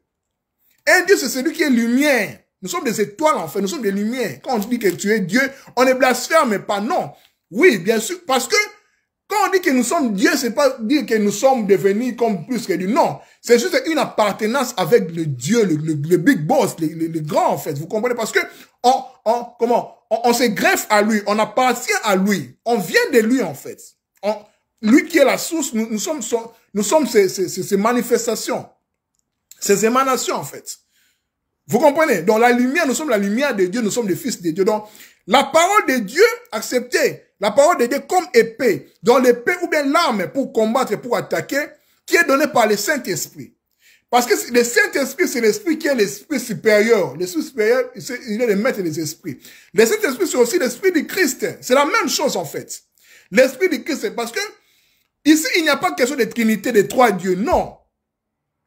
Ici, il n'y a pas de trinité, non. Oh Dieu, le Père, le Fils et le Saint-Esprit. Non. C'est juste des manifestations, en fait. Mais Dieu n'est qu'un. Dieu n'est pas trois, il n'est qu'un. Il est Père, il est Fils, il est Saint-Esprit. Il n'est pas trois, c'est juste des manifestations. Il est Père, la source, Abba, la source dont tout est venu, en fait. Le Créateur est créé. Il vient, il est l'infini. Voilà quoi. On ne peut pas le voir. Il se manifeste comme fils par la parole. Qui est Christ s'est manifesté? Jésus-Christ, c'est la parole qui s'est fait chair. Christ, on a vu sa gloire, tout ça selon Jean. Et puis, il se manifeste avec le Saint-Esprit. Le Saint-Esprit, c'est-à-dire que quand il dit que je ne vous laisserai pas orphelin. Je dis au Père d'envoyer les paraclés, les consolateurs, celui qui viendra en vous comme aide. Donc, le Saint-Esprit qui vient, c'est juste, il est déjà en nous en fait. Même dans la chambre haute, quand le Saint-Esprit est descendu avec des langues de feu, c'est juste une manifestation qui était dans des apôtres, qui étaient dans les êtres humains qui étaient dans les chambres hautes, s'est manifesté en fait. Il commence à parler maintenant des langues. Parce que tout est déjà en nous. Tout est déjà en nous en fait. Tout est déjà en nous. Tout est déjà en nous en fait. Vous comprenez? Donc c'est juste pour allumer, même quand Christ guérissait, il allumait seulement ta foi t'a sauvé. Veux-tu guérir ta foi? Parce que tout est déjà en nous, en fait. Donc, le médicament est déjà en nous, en fait. Il faut toujours un maître, voilà pourquoi il y a des maîtres, des pasteurs, voilà quoi, pour nous guider, pour élever, en fait, ce qui est caché en nous. Pour nous rappeler, vous comprenez? Vous connaîtrez la vérité. La vérité, c'est rappeler. Allaiter en grec. Allaiter, c'est ce qui est, non, comment? La négation, et puis l'été, c'est ce qui est oublié. Oublié, en fait. Et puis, c'est la même chose aussi en hébreu. Vérité, en hébreu, c'est emetz. Emetz, c'est ce qui est caché. Et puis, met, c'est mout. Muté, c'est la mort. Non mort. Donc, la vérité, c'est, quand on dit la vérité, c'est, on se rappelle de la chose. De se rappeler nous-mêmes. Quand ça dit que vous connaîtrez la vérité, et la vérité vous affranchira. C'est-à-dire que vous allez vous rappeler qui vous êtes exactement. Parce que vous êtes appelé à être libre. Or que le Saint-Esprit, c'est l'esprit de quoi? Selon Jean, c'est l'esprit de la vérité. Le Saint-Esprit est déjà en nous, en fait. C'est l'Esprit qui témoigne que nous sommes enfants de Dieu, nous appartenons à Dieu. Il te rappelle, en fait, que tu es enfant de Dieu. Donc, tu n'es pas là toujours pour le rappeler, Saint-Esprit descend. Non, il est déjà en toi. Demande plutôt que tu manifestes, en fait, les œuvres et les dons, en fait, qui est caché. Les dons de la connaissance, des miracles, des prodiges, toutes ces choses-là. Tout est en nous. C'est maintenant à nous de les manifester. C'est tout un processus. C'est tout un processus, en fait, qu'on doit fructifier, qu'on doit manifester. C'est tout un processus. Mais le monde spirituel ne va pas te laisser parce que nous sommes engagés dans un combat. D'une part, les diables et ses démons, ses acolytes, ses anges, voilà, les démons. Et d'autre part, les fils de la lumière. C'est ça les combats, en fait. Donc, je vais lire des commentaires avant de conclure. Si vous avez des questions, n'hésitez pas. Je vous ai suivi depuis le début. Je comprends que vous avez beaucoup changé votre façon de concevoir la parole de Dieu. Aujourd'hui, tu parles comme un vrai chrétien. Autrefois, vous parlez comme disciple accompli du maître Bob. Mon frère Godé Lambert Moulamba, je te comprends en fait. Je vous comprends, permettez-moi de vous tutoyer. En fait, pour éclater les choses, je ne suis pas disciple du vieux Bob, que je respecte beaucoup. En fait, dans mon parcours spirituel, toutes ces choses-là, je me définis comme un puzzle. Un puzzle, c'est-à-dire que je suis le fruit de plusieurs personnes, de plusieurs parties. De plusieurs parties, en fait. Le vieux Bob m'a enseigné beaucoup de choses. Je ne peux pas les nier. J'ai pris aussi de lui. Il y a d'autres personnes aussi, d'autres pasteurs, d'autres maîtres, toutes ces choses-là, en fait. Aidez-moi aussi par mes recherches, parce que je me définis comme un libre penseur, un chercheur. Vous comprenez? Je suis un féru de la lecture, j'aime la lecture, j'aime aussi penser. Voilà quoi. Donc, tout ce que j'ai dit, en fait, c'est ma vérité, en fait. C'est ce que j'estime comme vérité. Mais je ne dis pas que je suis la science infime, ce que je dis, c'est vrai, amen, amen, amen. C'est pour ça que comment? Je parle sans peur d'être contredit. Vous comprenez? Donc, en moi, j'ai des sources chrétiennes, en fait. Mais ma façon de voir le christianisme, hein, pour ne pas se prétendre comme non. En fait, ma façon de voir le christianisme, je suis un esprit libre. Bien sûr, je suis chrétien. Quand je dis chrétien, chrétien c'est quoi? Chrétien, c'est tout simplement celui qui ressemble à Christ. N'est-ce pas? Or que nous tous, nous devons ressembler à Christ. Nous sommes d'accord. Christ, c'est quoi? Christ, c'est la lumière qui est en nous, en fait. Le Mashiach qui est en nous, qui doit se lever. C'est ce qui est l'objectif de tout être humain. C'est la même cause que cherchent toutes les traditions du monde. Que ce soit chez les francs-maçons, les rosicruciens, les bouddhistes, les musulmans, tout ce monde-là. Même chez les Congo, là, les Vouvams ou les Ngunza, toutes ces choses. Tout le monde cherche à élever cette intensité-là divin, en fait, qui est cachée. Voilà pourquoi on embrasse une religion. Je deviens chrétien, musulman, je suis rosicrucien, maïkari, toutes ces choses, les cancars. Le but, c'est quoi? Parce que le but, c'est de savoir pourquoi tu es chrétien. Pourquoi tu es musulman. Pourquoi tu es rosicrucien. Il faut savoir le pourquoi.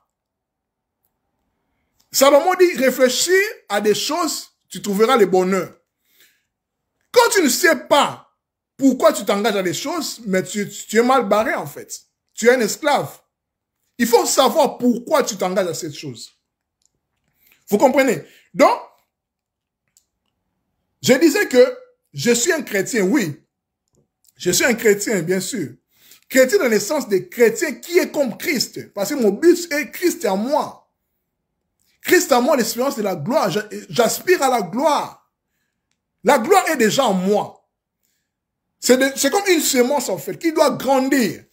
Vous comprenez? Je vais vous lire ce verset. Nous avons déjà terminé. Maintenant, je réponds à des questions. Je réponds à mon vieux Godet pour recadrer les choses. Je suis chrétien, oui, je suis chrétien. Mais chrétien, dans le sens de qui est comme Christ. Parce que Christ est en moi. Christ qui est cet intérêt-là divin. Christ qui est le nom qui est au-dessus de tout autre nom. Ici, je ne parle pas du christianisme, non. Je parle des principes. C'est le principe de la création, que la lumière soit, le verbe et la parole. C'est la même partout, même chez les philosophes païens, chez les Grecs, les Pythagoriciens. En Égypte, on connaît ces principes-là, on les connaît. Le Christ, c'est pas un principe chrétien. Ça, même chez nous au Congo, là, chez les Bakongo, chez les Louba, dans toutes les traditions, là, tout, même chez les animistes, ces principes, on les connaît déjà depuis. C'est toute une chaîne, en fait, qui commence. C'est toute une chaîne. Vous comprenez? Donc, tout ce dont je parle, en fait, tous les autres traditions en connaissent, en fait. Vous comprenez? C'est ça, c'est le même principe. Donc, je suis chrétien parce que Christ est en moi. Nous tous, en fait, nous sommes des chrétiens. Tous les êtres humains sont des chrétiens. Mais pas dans le sens pas dans le sens des religieux. Non. Chrétien par rapport à Christ. La lumière qui est en nous, que nous devons aspirer. Christ, voilà, je vais vous lire. Vous allez me permettre, mes chers amis, si vous avez des questions ou bien des ajouts, voilà, c'est interactif. Nous avons déjà terminé, mais je recadre, bon, entre guillemets, je recadre les choses, je réponds à des questions, par un verset, par rapport aux questions du vieux Godet. Je lis dans Colossiens chapitre 1, verset 24. Enfin, quand je lis la Bible, c'est pas pour faire convertir les gens à devenir des chrétiens, mais j'estime que la Bible est un livre universel. Voilà pourquoi les francs-maçons, les rosicruciens utilisent aussi la Bible. Même chez les Nganga, chez les féticheurs, utilisent les psaumes. Vous savez que même pour faire du mal à des gens utilisent les psaumes pour faire des cérémonies, pour faire du mal aux gens. Ils peuvent lire un psaume pour faire du mal avec des cérémonies. Voilà, je vais lire dans Colossiens chapitre 1, verset 24, jusqu'en bas. C'est la mission de Paul en faveur de l'Église. Nous sommes l'Église, en fait, l'Église. On s'identifie à Christ parce que Christ, c'est l'épouse. Vous comprenez? Je l'ai dit quand je parlais du mariage. Christ, c'est l'époux, nous, c'est l'Église, c'est l'épouse. On s'identifie à Christ. Colossiens chapitre 1, verset 24. Maintenant, je me réjouis des souffrances que j'éprouve pour vous. Car, en ma personne, je complète ainsi ce qui manque encore aux souffrances du Christ pour son corps. Ce qui est l'Église. Parce que l'Église, c'est le corps du Christ. Je suis devenu serviteur de l'Église, conformément à la mission que Dieu m'a confiée en votre égard. Il m'a chargé d'annoncer pleinement son message, c'est-à-dire la bonne nouvelle, verset 26, c'est-à-dire les plans secrets. C'est-à-dire que la bonne nouvelle, le message là que Dieu a confié à l'apôtre Paul pour annoncer à nous, à l'Église, c'est son plan secret qu'il a tenu caché. C'est un mystère. Depuis toujours, à toute l'humanité. Vous comprenez? Donc ici, il n'y a plus question des noirs, des blancs, d'ailleurs même en Christ, il n'y a ni grec, ni juif. Non, il n'y a pas de blancs. Oh, Jésus-Christ, c'est le Dieu de blanc. Les personnes qui disent cela sont juste des gens qui sont stigmatisés par la colonisation. Je les comprends. C'est pas une polémique. Je les comprends. Je répète encore. Là, c'est Paul qui dit, je suis devenu serviteur de l'Église, conformément à la mission que Dieu m'a confiée à votre égard. À notre égard, l'Église. Ici, pas le Colossien. Donc, à nous, en fait. Voilà. À son égard, Dieu, il m'a chargé d'annoncer pleinement son message, l'évangile. Qu'est-ce que ce message? Verset 26. C'est-à-dire les plans secrets qu'il a tenus cachés. C'est secret, c'est caché. Ce qui est secret, c'est caché. Depuis toujours à toute l'humanité. Ça concerne toute l'humanité. S'il n'y a pas de blancs, il n'y a pas de noirs. Oh, Jésus est un Dieu de blancs. Non, là, c'est la colonisation qui est venue avec cela. C'est pour cela les gens qui sont toujours dans la victimisation. Oh, Jésus, c'est le Dieu des blancs. Non, non, non. Ils sont victimisés parce que ce sont les colons qui sont venus avec la Bible. Oh, ok. Dans les discours du roi de Léopold II de Belge, il disait que les Noirs connaissaient déjà Dieu. C'est pas les Blancs qui sont venus avec Dieu. Non, on connaissait déjà Dieu, en fait. D'ailleurs, même les Noirs connaissaient déjà Dieu avant tous les peuples du monde. Vous comprenez? Je continue. Verset 26, c'est-à-dire les plans secrets qu'il a tenus cachés depuis toujours à toute l'humanité, à tous les hommes, femmes, de toutes les nations. Mais qu'il a révélé maintenant aux croyants. Vous comprenez? Aux croyants, c'est-à-dire que ceux qui croient, ceux qui mettent leur foi, ceux qui considèrent ce message-là, qui est caché, on va les découvrir, ce message-là caché, que Dieu a destiné via Paul à l'humanité. Verset 27, car Dieu a voulu leur faire connaître ses plans secrets, si riches, si magnifiques, Dans magnifique, là, moi j'ai fait des langues, j'aime beaucoup des langues. Dans magnifique, on a Magnus. Magnus, c'est grand, ce qui est grand. Autrement, ces plans secrets qui est le message là, si riche et si grand, si magnifique, élaboré en faveur de tous les peuples. Je suis dans Colossiens chapitre 1, à partir du verset 24, et je descends. Je suis dans le verset 27. Ces plans secrets si riches et si magnifiques, élaborés en faveur de tout le peuple, tout le peuple. Tout le peuple, et voici ces secrets. Ces secrets-là, ces plans-là, les messages que Dieu a donnés à Paul en faveur de l'Église, en faveur de ceux qui vont croire en cette parole-là. Les secrets-là, c'est quoi? Le Christ est en vous. Le Christ est en vous. Le Christ est en vous. Est en vous, mon vieux Godet. Est en vous, mon frère Bidjouan, ma soeur Katol, mon frère apôtre, maître Israël. En tout le monde. En tout le monde, en fait. Le Christ est en tout le monde. C'est la version français courant. Français courant. Français courant, c'est français courant. C'est le français courant, c'est le français facile, en fait. Donc, le Christ est en vous.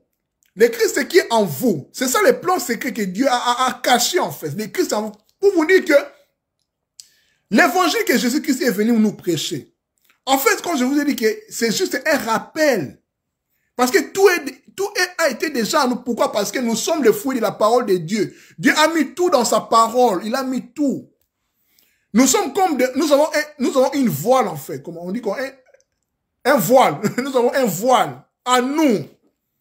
Donc tout est à nous. En fait, la richesse est à nous. Christ est à nous, en fait. Christ est à nous.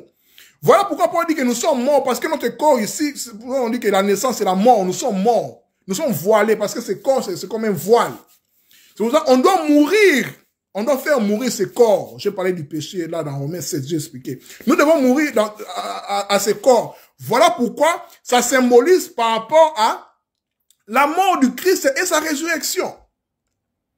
La mort du Christ et sa résurrection, c'est un principe déjà connu depuis le temps. En Égypte, on nous parle d'Osiris, sa mort et sa résurrection.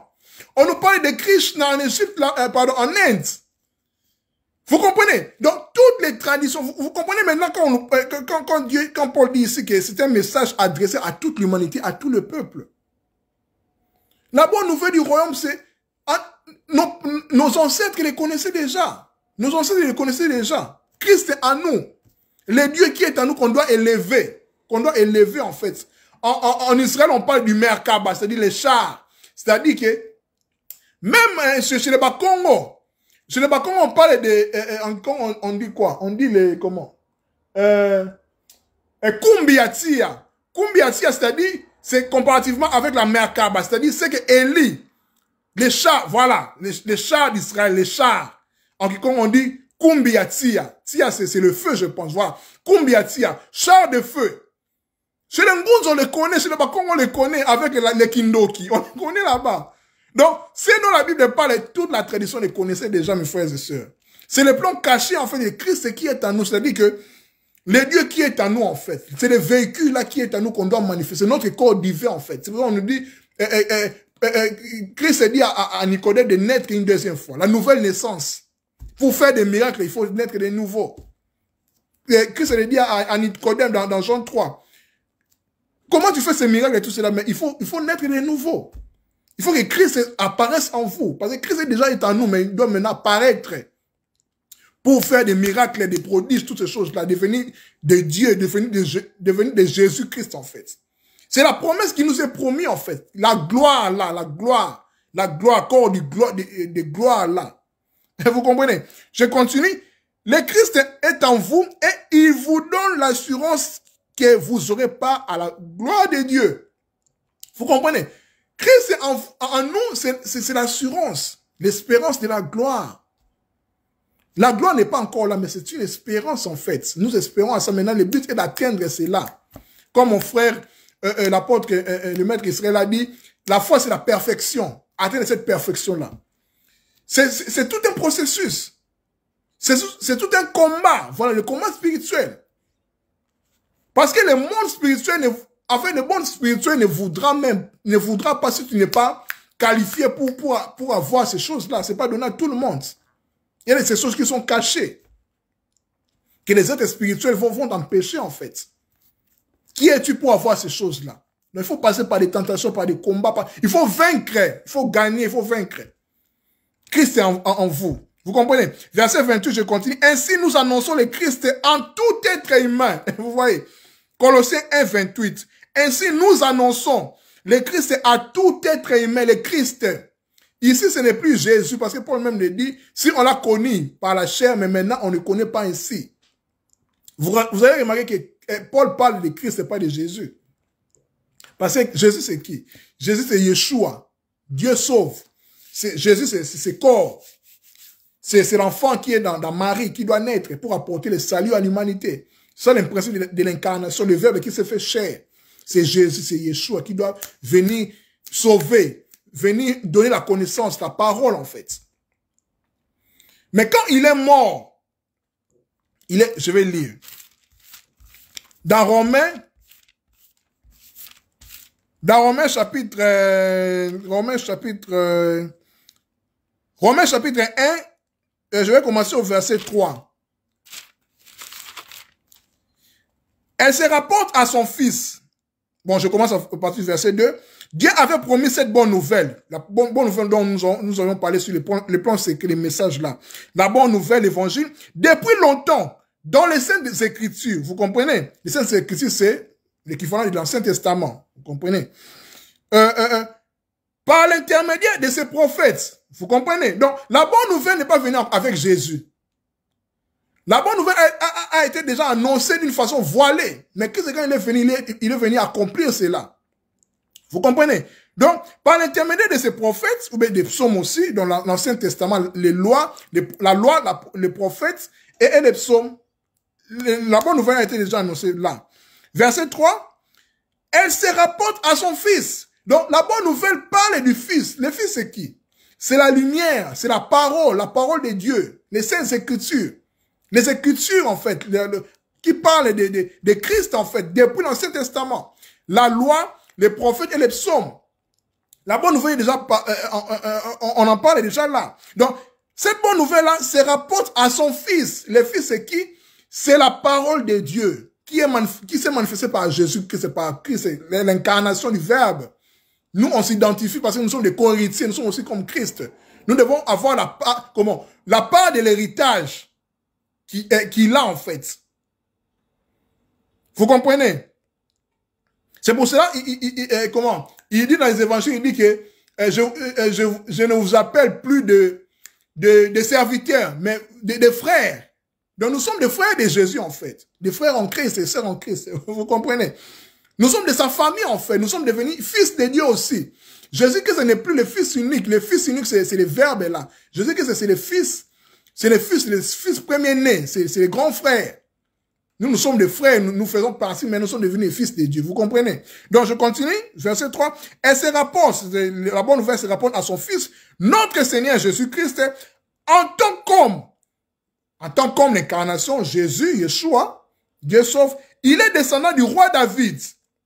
Voilà pourquoi on dit que Jésus-Christ, c'est le fils de David. Parce que David, Dieu l'a promis la royauté. Le royaume de Juda, le fils de David, les lions, toutes ces choses-là. La royauté de David, la royauté davidique. Donc il est appelé fils de David. La lumière, en fait. La lumière. Voilà pourquoi Bartimée, quand il a vu Jésus, pas quand il a vu Jésus, quand il a attendu Jésus, lui étant aveugle, il a crié, fils de David. Parce que c'est la lumière, en fait. La lumière, en fait, l'œil, c'est la lampe du corps, c'est la lumière, en fait. Donc, il a eu la révélation, en fait, de David, qu'on a promis, en fait, la lumière, qui est Christ, fils de David. Par la descendance, en fait. Quand vous lisez dans Matthieu chapitre 1, on parle de sa lignée, en fait, des fils de David, toutes ces choses-là. 4, verset 4. Mais, selon l'Esprit Saint, qui est la parole de Dieu, qui nous révèle, l'Esprit Saint nous révèle la révélation de la parole de Dieu, il a été manifesté fils de Dieu avec puissance quand il a été ressuscité d'entre les morts. Vous comprenez? Donc, par sa résurrection, Jésus-Christ est devenu fils de Dieu. Il est devenu fils de Dieu, donc il est devenu Dieu, il manifeste sa pleine divinité en fait. Vous comprenez? Donc, Colossiens 1, 28, je reviens pour conclure. Ainsi nous annonçons le Christ en tout être humain. Nous avertissons et instruisons chacun. Nous avertissons et instruisons chacun. Avec toute la sagesse possible. Afin de rendre chacun spirituellement adulte. Dans l'union avec le Christ. Vous comprenez? Dans le but de l'évangile, de la bonne nouvelle, si vous voulez la parole de Dieu, c'est de nous rendre adultes, de quitter l'enfance, l'enfantillage, jusqu'à la maturité, à devenir des fils de Dieu, comme Jésus, comme Christ. Tout le monde a fait dans cette capacité-là. Rendre chacun spirituellement adulte. Voyez, c'est le spirituel, le combat spirituel. L'homme spirituel juge de tout, selon 1 Corinthiens, vous comprenez? Donc, spirituellement adulte dans l'union avec le Christ. Parce que Christ est déjà en nous, en fait. Quand on fait ce mariage-là en nous, Christ qui est l'époux, et nous, on fait cette union-là, ça va nous permettre de devenir spirituellement adultes. Et puis, nous pouvons espérer atteindre, aller vers la perfection de la gloire de Dieu. Parce que Christ en nous, c'est l'espérance de la gloire. La gloire n'est pas encore là, mais c'est en nous déjà. Donc, nous tendons vers la gloire. C'est maintenant à chacun de nous d'aspirer à cela.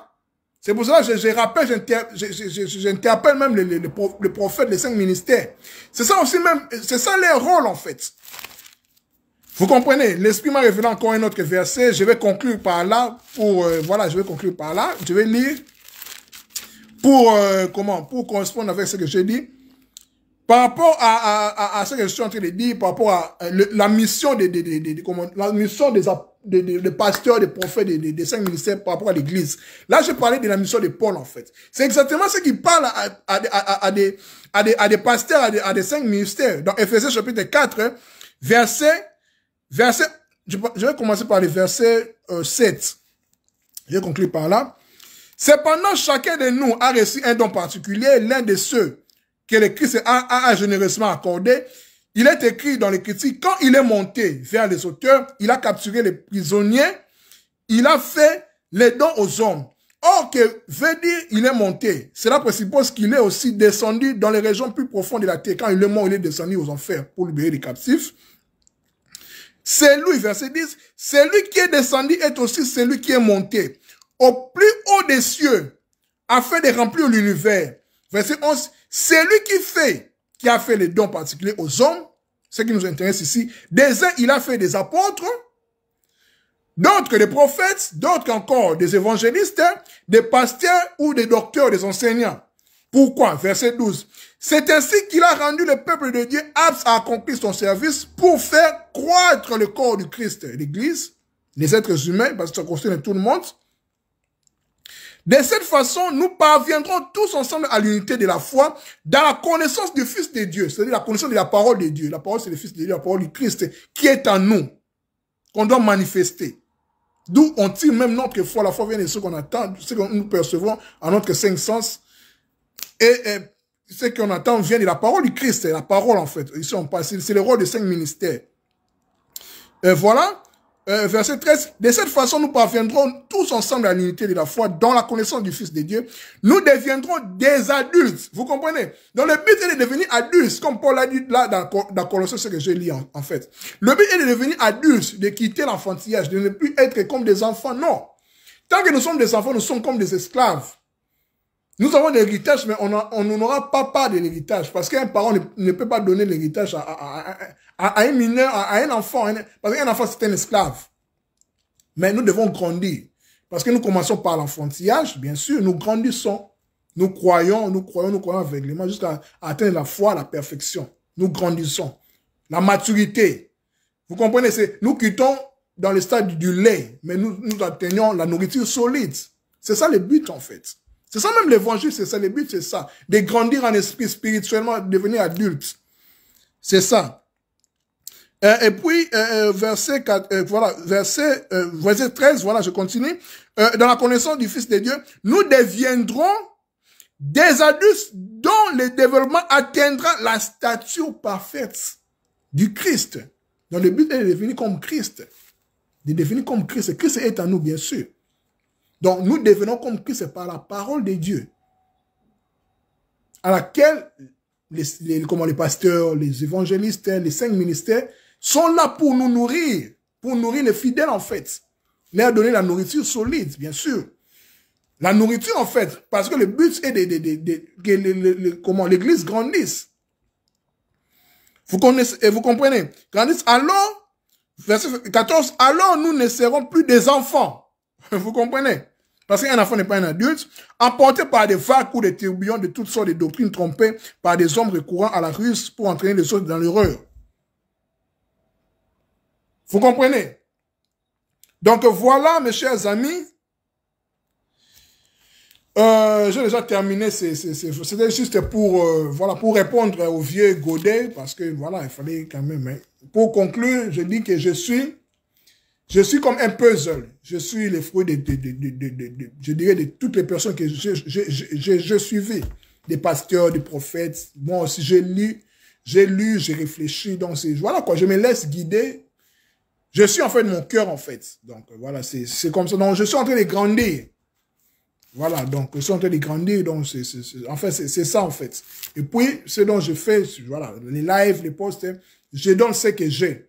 Que ça soit faux ou bien vrai, je donne seulement. Mais la vérité triomphe toujours. Ce qui est faux va s'écrouler d'elle-même.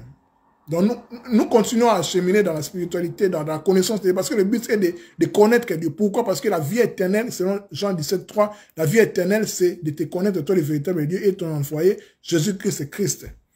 Comprenez? Donc la vie éternelle, c'est ça. Dès qu'on connaît Dieu, on a la vie éternelle. Donc c'est juste l'avance en fait.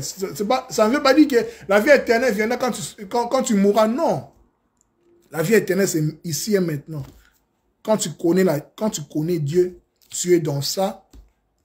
C'est déjà la vie éternelle. Quand tu vas mourir, tu pourras dire comme Paul, la mort m'est un gain. Donc j'ai gagné en fait. Parce que tu es esprit. Donc la mort, comme je l'ai dit, la mort est une illusion. La mort n'existe pas. Parce qu'on a peur de la mort. Bien sûr, moi aussi j'ai peur de la mort. Je ne peux pas me mentir. Mais on a peur de la mort. Pourquoi? Parce qu'on s'identifie à notre corps. Or que nous ne sommes pas notre corps. Nous sommes esprit. L'esprit ne meurt pas. Nous existons éternellement. Nous n'avons pas de début ni de fin parce que nous venons de Dieu, de la pensée de Dieu. Dieu n'a ni commencement ni fin. On ne meurt pas. On change de forme. Le corps reste en fait et l'esprit continue à vivre. Vous comprenez? Donc c'est pour ça que les grands esprits comme de Lumumba, de Martin Luther King, de Malcolm X, toutes ces personnes-là, même Jésus-Christ n'avaient pas peur de la mort. Ils savent que la mort est un gain. Mais si je meurs maintenant, voilà quoi, je vais continuer, voilà, je vais continuer à vivre. Ce corps, c'est juste pour accomplir, pour me connaître en ce moment-ci, à cette incarnation présente en fait. Vous comprenez? Donc, bien sûr, nous aurons besoin de grandir, de voir de nos enfants, de petits enfants. C'est tout à fait normal. Parce que nous sommes ici sur terre. Mais la mort est un gain pour nous. La mort n'existait pas. La mort est un changement de forme. Donc, seuls les hommes spirituels comprennent ces choses. Donc, merci beaucoup. Merci. Je m'arrête là. Voilà, waouh, c'était chaud. Merci. C'était votre ami et frère Kaling Alidé. Merci pour toutes les personnes qui ont pris le temps de me suivre, notamment apôtre Israël, mon frère Bijouan, merci mon vieux Godet, Lambert, je pense que j'ai répondu à votre question. Ma sœur Kiatol, mon frère Moïse, toutes les personnes qui n'ont pas apparu ici. Donc merci beaucoup pour votre disponibilité. C'était votre ami et frère Kaling Alidé. Dans les lives, 7e partie, si connais-toi toi-même, notre grand thème qu'on a commencé depuis aujourd'hui, c'était la 7e partie. Nous allons parler sur les combats spirituels. La vidéo va rester sur mon mur. Et puis, nous avons un peu débordé. C'est juste pour répondre à la question de notre vieux Godet. Et puis, l'Esprit nous a conduit au travers de la Bible et des Écritures pour parler du Christ à nous, expliquer. Et puis, voilà. Donc, ici, c'est pas une affaire de chrétiens. Oh, chrétiens, tout le monde est un chrétien, essentiellement. Chrétien dans le sens de Christ en nous. Ici, je ne parle pas de religion. Non. Ici, je parle de la spiritualité. La spiritualité, c'est la libération, la liberté, en fait. Parce que là où il y a l'Esprit de Dieu, là où il y a la liberté. C'est la religion qui nous met dans les dogmes, en fait, qui nous empêche, en fait. Qui nous empêche, qui ne fait pas ça. Non. Un homme spirituel est libre, en fait. Un homme spirituel ne pêche pas. Parce que il est devenu spirituel. L'esprit ne pêche pas. Il est mort de son corps, de sa chair, des interdits. Il ne pêche pas, il est juge de tout. Vous comprenez? Donc, c'est ça, en fait. Donc, c'est ça. Paul dit, nous sommes morts avec Christ et nous ressuscitons avec Christ. Jésus est mort. Jésus, c'est-à-dire, c'est la chair. Nous sommes morts. Morts. Même avec les baptêmes, ce sont des symboles. Mourir, tu meurs, tu n'es plus pécheur, en fait, tu ne pêches pas. Tu es justifié, en fait. C'est pour ça qu'on parle du sang de l'agneau, du sang de Jésus. Le sang, c'est quoi? Le sang, c'est quand tu perds ton âme. Quand tu fais de l'hémorragie, tu meurs, en fait. Le sang a coulé. Tu meurs. Mais c'est l'esprit maintenant qui ressuscite, en fait, qui éveille, en fait, qui s'éveille. Non pas du sang de Jésus, en fait. La vie, tout. Voilà, c'est comme ça, c'est donc, on doit comprendre ces choses. Donc, merci beaucoup, merci vraiment. À nous revoir la prochaine fois pour un autre thème, je ne sais pas. Qu'est-ce que nous allons parler plus tard? Voilà, je me laisse toujours guider par l'esprit, je peux le dire ainsi. Voilà, parce que parler de l'être humain et de la connaissance de soi, c'est vraiment très vaste, très vaste, très vaste. Donc, prochainement, je ne sais pas ce dont nous allons parler. Donc, s'il y a une inspiration, donc, je venais devant vous pour parler avec vous. Donc, je signale que quand j'utilise la Bible, c'est pas pour convertir les gens au christianisme. C'est pas du prosélytisme. Oh, il faut croire à la Bible, non. Quand j'utilise la Bible, c'est pour énoncer les principes universels. J'estime que la Bible concerne tout le monde. C'est maintenant la perception dont les gens voient, en fait. Moi, je ne suis pas dans la victimisation. Oh, la Bible, c'est un livre des Blancs. Oh, les Blancs sont venus nous esclaver. Non, c'est ta façon de voir la Bible. Comment tu vois la Bible? Comment tu appréhendes la Bible? Comment tu appréhendes la Bible, en fait? Moi, la Bible, c'est ma bibliothèque. J'ai plus de, pour ne pas m'inventer, j'ai plus de 90 livres ici. Mais la Bible est comme, c'est mon livre de chevet, en fait. Je souligne, je lis toujours, je souligne. Parce que je peux lire tous mes livres, là, lire, oui. Mais je vais rentrer toujours à la Bible, en fait. Parce que j'estime que la Bible a des secrets, des profondeurs qu'on doit encore scruter. Voilà pourquoi je vous ai dit que les francs-maçons utilisent la Bible. Ils prêtent serment sur la Bible. Le président américain, les rosicruciens, même sur les féticheurs, je vous ai donné l'exemple que si tu veux faire du mal à une personne, pour des personnes qui ont de mauvaises intentions, ils utilisent les psaumes. Les psaumes ont une puissance incroyable. Avec des cérémonies, tracer les choses, mettre des bougies, tout ça. Tout est dans les psaumes, en fait. Les psaumes sont des prières magiques, en fait. Vous comprenez? Donc, les occultistes connaissent la valeur de la Bible, en fait. C'est maintenant ta façon de voir, de la lire, pardon, et de comprendre. Et puis, surtout, de les manifester en toi. Parce que tu dois t'accaparer de la Bible, de la parole de Dieu, si vous voulez, et de les manifester, de les mettre en pratique. C'est pour ça que je dis toujours que la Bible ne se lit pas. La Bible s'étudie. La Bible se médite. La Bible s'étudie. Il faut étudier la Bible, faire des recherches. Il faut méditer, il faut chercher, il faut pas seulement lire la Bible. Non. Le but, c'est de comprendre et de mettre en pratique. Voilà pourquoi Dieu dit à Josué, dans Josué 1:6, médite les jours et nuits. Il parlait de la loi des Écritures. Médite les jours et nuits, et puis tu auras du succès, voilà. Et puis de le mettre en pratique. Donc, c'est ça, voilà. Voilà, je termine par là. J'ai trop parlé. Oui, je suis fatigué avec la chaleur. Merci beaucoup pour vous. Merci que Dieu vous garde. Merci beaucoup. Nous sommes ensemble. Hein? À nous revoir la prochaine fois. Peace and love. Que la paix soit dans vos familles, dans vos cœurs. Bénédiction. Bye bye.